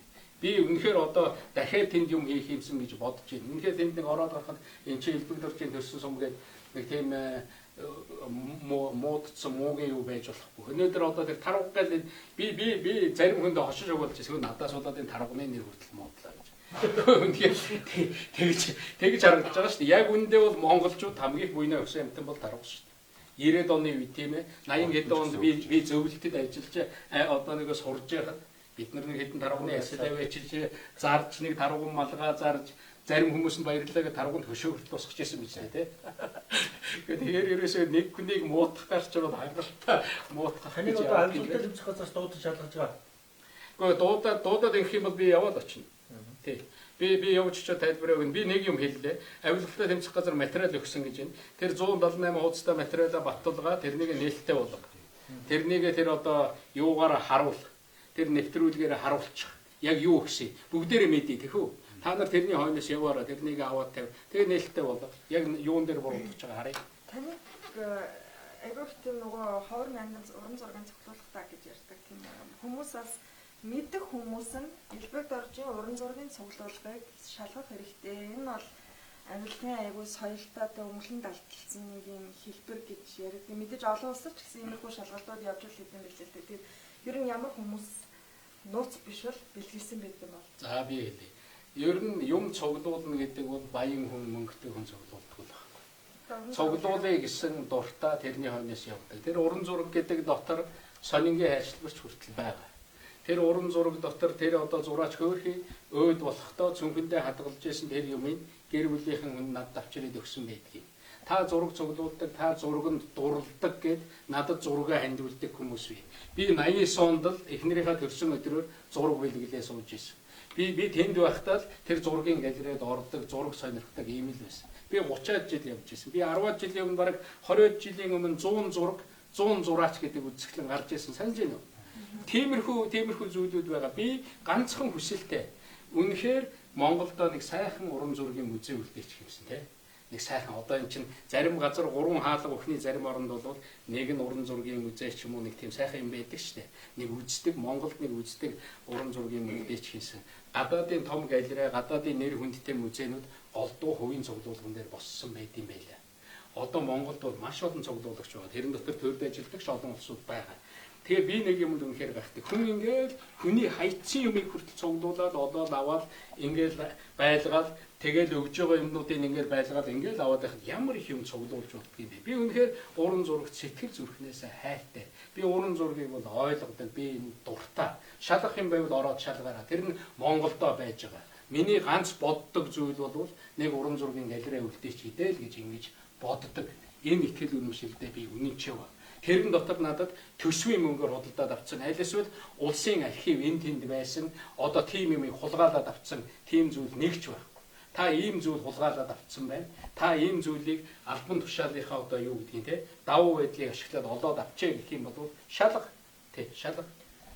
Таны Хингэрийн сан Америк төлөө авалт гэж 90-ад онд 2 сая доллараар санхүүжүүлсэн гэж мэдээлэл гарч ирсэн. Тэгээд тэр сан одоо ер нь үйл ажиллагаа явуулдаг юм бол энэ бол бас нөгөө нэлээл тухайн үедээ хардлага үүсээд хардлага үүсээд уянга нөгөө намайг ерөнхийлөгч байхдаа авилгалтаа тэмцэх газар өгөөд шалгуулваа. Одоо тэр сан ажилт юм болоо. Одоо би чамд тэр 2 сая доллар гэдэг 4 сая доллар хэдэн сая доллар яриад нутагаас авсан гэх. Тэр зүгээр л ийм юм болж байгаа шүү дээ. Дэнүр гэж хот байдаг шүү монголчууд хамгийн их амьдардаг. Дэнүрт байдаг манай өргөмжлөх консул Вагендер гэж хүн байдаг л да. Тэр хүн өөрөө одоо тэр Дэнүрт Монголын төлөө хандивд одоо Монголын төлөө Монголын эрүүл мэндийн байгууллагуудад тэр Америкийн эмнэлгүүдэд байгаа тэгээд нөгөө шинээр эмнэлэг ороод шинээр тоног төхөөрөмж тавихаар ашиглаж ясныг хөгжиж байгаа гэдэг юм уу өөрийн орон руу явуулдаг байхгүй юу.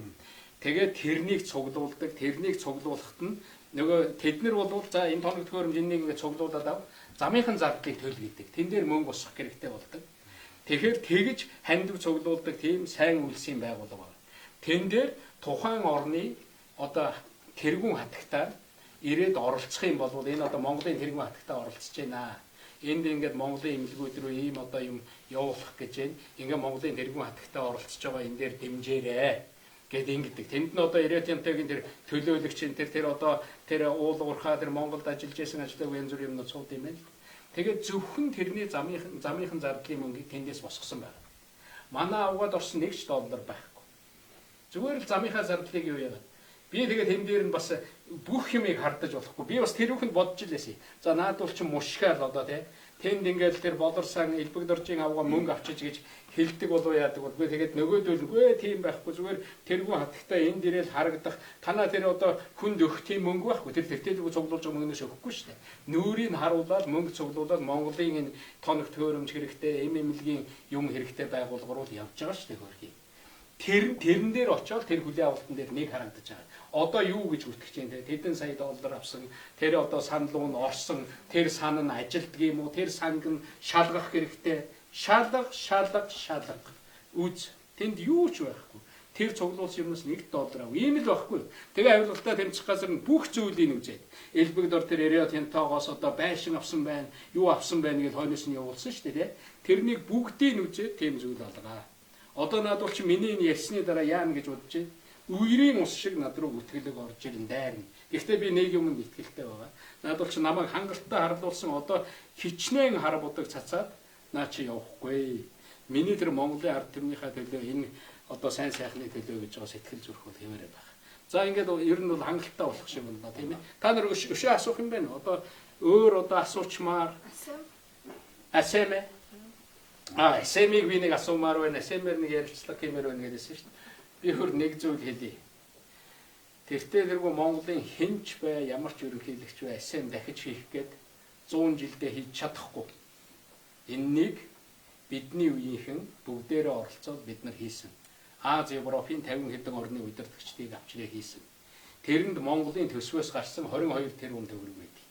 Тэр 22 тэрбум төгрөгнийх нь 19 байна уу? 20 тэрбум л зарагдсан. Хүмүүс тооцоо хийж үзээд гоохын 500 тэрбум төгрөг хэрэгтэй 200 тэрбум төгрөг хэрэгтэй төсвөөс гаргах хэрэгтэй гэж ярьдаг байсан. Манайхан татсаар байгаа тийм болгосон. Тэгээд тэр гаднаас өгсөн одоо нэг баахан зээл тусна баахан мөнгө орж ирсэн тэрнийг л хуваагаад идсэн хуваагаад одоо авсан л гэж бүгд ярьдаг штеп. Тийм зүйл нэгч байхгүй. Хэрвээ тийм хардлага байдаг бол тэр улсуудаас нь асуу. Би тэр АСЕАН-ыг зохион байгуулж байхдаа энэ оруулж байгаа хөрөнгө энэ одоо туслам дэмжлэг гэж байгаа юм дээр нэгч хүйтэн гар орж болохгүй. Нэгч тийм юм битээ хийгээрэй. Одоо энэнийг хэдүүлээ ингээд зүтгэхэд бүтээе гэдэг үнэхээр гайхамшигтай ажил бид нар босгож чадсан. Энэ тухайга би цаг гаруй тайлбар өгсөн байгаа. Миний Facebook, миний Twitter дээр тэртээ байж байгаа. Тэрнийг бол харчиж болно. Одоо тэндээс ингээд ухаад наад бол чи мэдж байгаа шүү дээ. АСЕАН-ыг ухаад элбэгдэрж бас юм олж чадахгүй юм байна. Одоо 5 толгоогоор л хэрэгтэй гэж шүү дээ. Тэгээд яг тэр 5 толгоогоор одоо тэр надаас юм асуух тайлбар авах бол би очиод тайлбараа өгнө. Би хэлнэ. Зүгээр л тэнд байгаа муу хийсэн зүйлээ хулгаагаад надад өрүүлэх гэж байгаа юм байна л гэж би харж байгаа. Тэрнийг ил болгох. АСЕАН дээр тэгээд аваад идсэн хэдэн тэр одоо тэр АСЕАН вила гэдээ байгуулсан. Тэр нь баг элбэгдэрж юм шиг яриад идэг тийм ээ. Тэр зүгээр л тэр компани газраа аваад тэр вилага барьж исэн. Тэгээ харин бидний шаардсан юм бол наадхаа хурдлуулаа. Наадах чинь гадны хүмүүсийг нэг 2 хонуулаад 3 хонуулаад явуулъя. Бид нар харин бүр хүн оруулж байлгаад бараг тэр байшингийнх нь үнийг унгасан байх. Тэгэхэд тэд нар юу гэж хэлж байгаа нөхөр үнэхээр та нар шаард гэж байгаа юм бол биднэрт наадсах нь өгж байгаа зээл те одоо зээл авж байгаа. Энэ зээлийн хүүг жоохон буулгаж өгөөч гэдэг. Тэр үед нь жоохон буулгаад дараа нь өсгөж нэгж байгаа. Гэхдээ ер нь муухай шүү дээ. Тэр АСЕАН-ыг үүрч гарсан улсууд бол Монголын тэр хувийн хвшлийнхээ үүрч гарсан. Манай хэвлэл мэдээллийнхэн үүрч гарсан. Манай сайн дөрвийн үүрч гарсан. Тэнд ажиллаж исэн хүмүүс тэр АСЕАН-д орж ирж байгаа мөнгнөөс хулгай хийсэн юм байдгүй. Тэр хятадын зээл тусламжил гэдэг. Хятадынхан орж ирэл за танаа цагдаад энэ 50 машин хэрэгтэй юм байна. Нэг баахан машин худалдаж авсан, баахан автобус худалдаж авсан. Миний тэр тайлбараас хойш одоо тэгж нэг дайхаа болчихчихлээ дээ. Тэр зүгээр л Солонгосоос авах байсан автобусны гэрээг 11 сард орж ирэх юмыг л за нэг 20-30 автобус 50 автобусыг 6 сард оруулаад өгөөч гэж гуйж байгаа л гуугаал АСЕАН гэдэг бичиг нээгээд тэр автобус АСЕАН-д үйлчилсэн. Тэгээд хашаан зогсож явахт нь очиж АСЕАН гэдэг бичгийг аваад ингээд энэ нэг баахан юу ячээ гэх. Ерөөсөд дайрдаг юм тэр хамгийн гол нь авсан нэг баахан машин авсан гэдэг тэр нэг 50 хэдэн одоо нэг солонгосын машин бүр явж тэр чинь Mercedes авны юм болно тийм юм болно гэж хагаад нэг 2-3 хүн одоо нэг төрийн тэргүүн одоо тэр нэг Германы юу тэр ирж байгаа юм дээр машина авч ирдгүү бас тийм ерөнхийлөгч нар төрийн тэргүүнүүд байгаа л да. Тэднээс зөрүүлний 2-3 юу л авсан нөгөө талд нь тэрний авсан тэр нь замын цагдаагийн газар л болсон. Тэр гадныхан өгтөө ирээд танаа энэ холбоо ч юм уу юм байна. Холбоонд нь өгчий. Танаа нисэх буудлаар орохоор энэ шалгадаг юм чинь олон улсын төвшөнд хүрээгүй байна. Энэ олон улсын төвшөнд хүргээд технологи чинь хийчихье. Хоёр талаасаа хяналт тавьж байгаад хийж байгаа шүү дээ. Одоо энэ АСЕАН-ийн хөшөө гэж яваад байдаг. Үнэхээр та нар техник бол тэр чадраа болоос ярилцлага аваарай. Монголын бас гайгүй баримлч шүү дээ. Тэгээд уг нь АСЕАН гэдэг тэр Монгол нөгөө төсвийн мөнгөө буцаага татаад авцсан. Тэгсэн АСЕАН сан гэж байсан шүү дээ. Одоо та нар айгүй тийм юм сонсно. АСЕАН сан гэж байгаад тэнд хандвилсан нөгөө хүмүүсийн хандвар бүтээд тэр АСЕАН хийсний дараа нэг 500 сая төгрөгч биш билүү тийм АСЕАН сан гэж үлдсэн байхгүй. Тэгсэн чинь элбэг доржиг муутгасаар байгаа нөгөө аудит шалгаж ийн гэсэн шүү дээ. Тэгсэн онцгүй муухай байгаа шүү. Тэр АСЕАН сангийн мөнгөний хойноос явсан байна. Тэгээд тэр чинь АСЕАН сан гэдэг төрийн бус байгууллага байгаа шүү. Одоо тэрний татан буулгацсан байлээ. Манайхан дээрлэхээр тэгж хэлж байгаа. Одоо чи тэр хэвлэлийнхнийг доош нь дарж ийн яг тэгж байгаа. Тэгээд тэнд байсан 400 сая төгрөгнийх нь 200 саяар нь би тэгж сонссон шүү. Нөгөө аудитын байгууллага нь тавилга аваа тавьчихсан байдаг гэж байна. Тэр одоо юу вэ? Боддоо. Бусад газар гүшээ очоод өөрсдөө асуул та. Над руу одоо ингээд дайраад энэ элбэгдэрж идсэн гэдэг яг тийм юмны хойноос та нар явдггүй л байхгүй. Тэгэхээр ингэж л юмыг ховрогдаг. Би яг ингэ харах юм бол энэ шал өөр байдаг ийм л юм байна. Ингээд өнөөдөр ингэлээ би тэгээд яг хөө тэр надад итгэдэг үнэхээр дэмждэг одоо тийм улсууд бол үлдсэн байдагт бол би үнэхээр баярлалдаг. Ямар тийм сайхан хатуу юутай. Би бол хизээч энэ одоо бузар муухай гүтгэлэг энэ юмд бол бууж өгөхгүй. Тэгээ би зүгээр хэрүүл болчихгүй гэж нэг жоохон дууга хэрүүл болох юм да. Тэгээд энэ хэрэлдэх нь өөрөө Монголын төрийн цагаас аваад байх юм.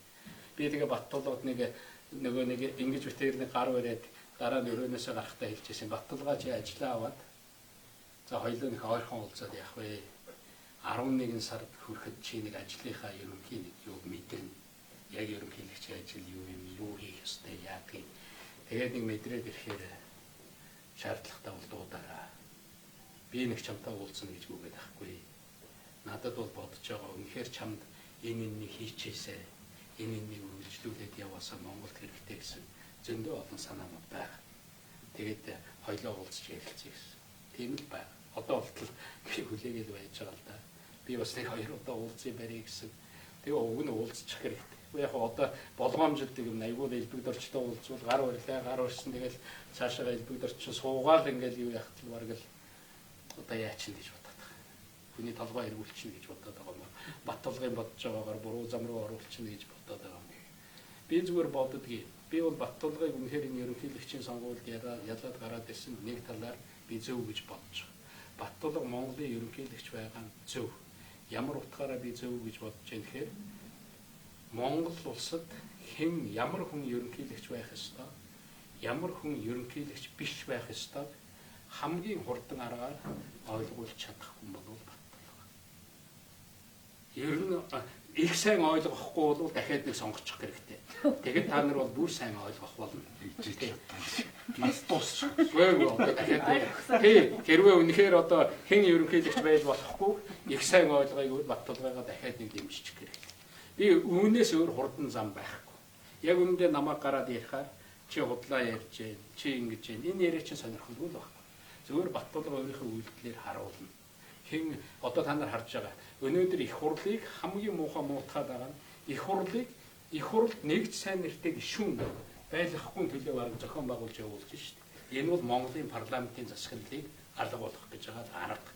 Дараа нь тарих угаалтаараа өөрийн гэсэн хүмүүсээ гаргаж ирээл яг одоо нэг дуур яадаг боддог тэр засаглалаа Монгол руу оруулж ирэх гэж ил явна. Тийм учраас тэр парламентын засаглал хэрэгтэй юм тэргээд зарим хүмүүс надаас би хэлсэн. Тэр нь юу гэж би хэлсэн бэ гэхээр Оросын холбооны улс бүрэн ардчилсан болоод парламентын засаглалтаа боллоо. Хятад улс бүрэн ардчилсан болоод парламентын засаглалтаа болчих юм бол Монгол парламентын засаглалаа яах вэ гэдэг тухай ярих хэрэгтэй. Тэрнээс наад энэ тухай яриач хэрэггүй. Монгол бол парламентын засаглалтаа байх ёстой. Тэгээд энэнийг чиний эхэлж хэлдгээр тэр үндсэн хууль мөрөндөө сайн өөрчлөлт хийгээд яв. Гэхдээ тэр олон янзын юмыг хамж оруулах гэдэг юм. Би ганцхан юм л оруулъя. Бид нар алдаж иж магадгүй байхгүй. Тийм учраас гүйцэтгэх засаглалаа ажилдаг гараад жинхэнэ гүйцэтгэх засаглал болгож ховргоё.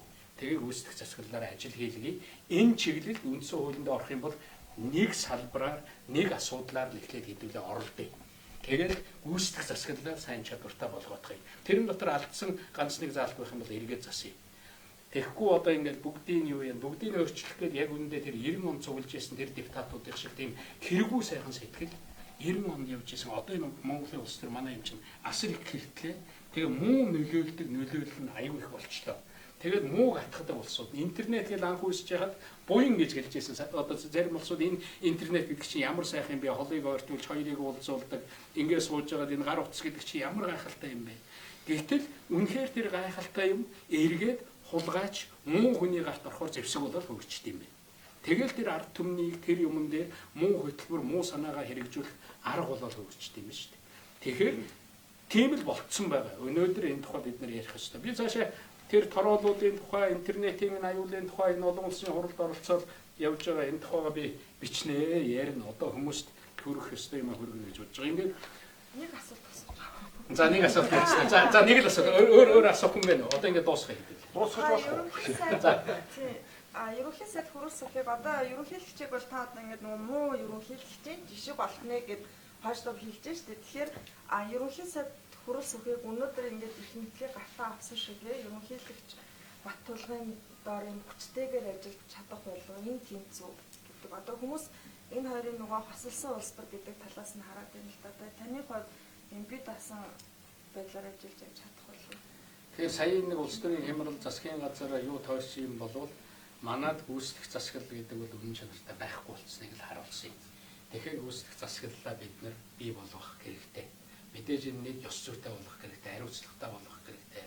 Одоо тэр муу юм хийцэн байгаа бол хариуцлага тооцдог тэр хуулиудаар бол өнөөдрийн хөрөлсөхийн тухай асууж байна. Яг үндэ ерөнхий сайдад засгийн газрын гишүүдэд их хурлын гишүүн ерөнхийлөгчд хариуцлага тооцдог хуулиар оруулчихлаа. Тэгэл болоо. Шудрагаас шудраг ёс биш одоо шодрог госч гэлөө бүр нэг хачин нэртэй болцсон байлаа шүү дээ. Хуулиар энэнийг өөрчилдөг байхгүй. Тэгэхээр надад одоо надсаад байх юм байхгүй. Тэр хариуцлагын хуулийн орууд улам сайн болов. Үнэхээр сайн ажил хийгээд явж байгаа бол би энэ төр засагт хэн ч ажиллаж надад бол би тэгээд нам руу ороод нам байгуулаад нам өмүүлээд өөрийгөө өмөрүүлээд авах гэдэг юм байхгүй шүү дээ. Би хэлсэн. Ерөнхий сайттай ч би хамтарч ажиллана, ерөнхийлөгчтэй ч би хамтарч ажиллана, Монголын сайн сайхны төлөө их хуралдаач би хамтарч ажиллана. Би хэнтэй ч хамтарч, хэвлэлийнхэнтэй ч хамтарч ажиллана. Та нартай ч хамтарч ажиллана. Би ингээл чаддаг мэддгээр Монголдо тус хүргээл явхад заавал улс төр рүү ороод байх шаардлагагүй байхгүй. Заавал намын гишүүнээ сэргээгээд байх шаардлага байхгүй. Би энэ зарчмыг л барьж байгаа. Харин Монголын бүх юмыг устгах гэж ингээл зодоод эргээл ингээл дайраад байвал одоо эргэж харах хэрэгтэй болох юм л дээ. Тэгээ юм ярих хэрэгтэй болох юм. Нэг онд үзэх гээд байна уу? Зүгээр нэг юм хэлчихээ тийм сонгуул гэдэг бол надаас хол зүйл шүү те. Үнэхээр эргүүлж татаад ингээд байвал одоо тэгээд яах юм байгаа тийм. Би бол зүгээр л чаддаг юмараа иргэнийхээ хувьд би улс төрд осноос иргэнийхээ хувьд бол би илүү улс орондоо илүү сайн сайхан юм хийж чадна дөө. Би үнэхээр чадж байгаа юугаа одоо харлаа. Би 3-4 олон улсын байгууллагууд ингээд ажиллаад Монголын сайн сайхныг яриад би тэрэнд хурал янз бүрийн юм орж явахдаа дандаа Монголын сайныг Монголын энэ сургамж, Монголын боломжийг ярьж явдаг ийм л хүн. Одоо харин Монголдо надад ярих юм их болж, их байна. Тийм учраас энэнийг бас давхар ярья. Тэгээд энэ яриаг сонссон. Тэгээд энэ дээр бас хүмүүс аягүй их асуулт ирүүллээ. Санаа ирүүллээ. Би энэ дээр юу яаж байгаа. Дахиад энэ асуултыг авч жагаад эргүүлээд лайв хийнэ. Өөрөө одоо ярих гэх юм а ярих болно. Зарим хүмүүс миний ярихаас л их айдгийг. Ер нь энэ ярих хэрэгчлөө гэдэг бол Монголын ард түмэнд байгаа хамгийн баялаг хэрэгчлөө. Энэ хэвлэлийн хэрэгчлөөрөө дайч болохгүй. Би түрүү нэг үг хэлсэн. Хүний үзэл бодлоо илэрхийлэх хэрэгчлөө, хэвлэлийн хэрэгчлөөг хаах юм бол бусад бүх хэрэгчлөөний чинь хаалга хаагдана шүү. Одоо өнөөдөр хэвлэлийн хэрэгчлөөний хувьд энэ хаалгыг хагас хаасан байна. Одоо нээх хэрэгтэй. Тэр зөрчлийн хууль тэр нэг хачин муухай юмнуудаа бол авч явах хэрэгтэй. Одоо энэ юуг сошиалыг зохицуулах гэж ингээд бас нэг тиймэрхүү юмнууд хийдэг штеп. Яг энэ хараалчид, яг энэ провайдер гэж ярьдаг. Цаана нөгөө Facebook, Twitter энэ нэг муухай зохион байгуулсан автомат энэ нэг хараалын айрам үүсгэсэн байгаа. Эннийг устгах ажлын тэр үйлчлэгээ үзүүлж байгаа байгууллагууд нь одоо хийгээд явж байгаа. Одоо монголчууд энэ лүү нэгдэж орох хэрэгтэй. Тэгэд энэ лүүгээ нэгдэж ороод ингээд хийхэд болно. Тэгээ миний хамгийн нэг санаа зовдөг юм бол энэ залуу үеийнхний хүүхдүүдийн те чамааг алнаа гэж байгаа хүүхдүүд 14 настай хүүхэд одоо тэгж үчиж штэ тийм ээ. Чамааг цааслуул таарна чи зайлал даа гэж 15 настай хүүхэд хөөхий тэр хүүхдийн толгой тэгэл эргүүлсэн. Яг тэр хүүхдийн бодолд шулам төрүүлсэн байгаа байхгүй. Тэрнээс бид нар сэргийлэх ёстой. Тэн дээр бид нар хариуцлагатай байх ёстой. Дээр нь энэ улс төрийн зорилгоор өөрийн их муу зорилгод энэ гайхалтай сайхан хүн төрөлхтний олболтыг ашиглаж байгаа улс төрчдтэй харин хариуцлага тооцдог болох ёстой. Түүнээс биш энэ сошиал ашигладаг, Twitter ашигладаг, Facebook ажилуулдаг энэ улсуудын хэвлэл мэдээллийн байгууллагын улсуудтай хариуцлага тооцох ёсгүй шүү. Хариуцлагын тухай ярих юм бол улс төрчдтэйгээ яриарай. Тэр асуудал тавих юм бол Facebook-ыг Монголын шүүхээр ярьж иж болно шүү дээ. Twitter-ыг ягаад Европын шүүхтэр яриад Монголын шүүхтэр гомдол гаргаж болохгүй тий. Байж болно шүү дээ. Иймэрхүү маягаар асуудал шийдэгдэх юм одоо соёлтой юм аргууд бол бий л дээ. За их баярлалаа. Эргээд энд ирсэн асуулт тэр бүхэнд би хариулна. За дуусгая. Айх санхан боллоо да.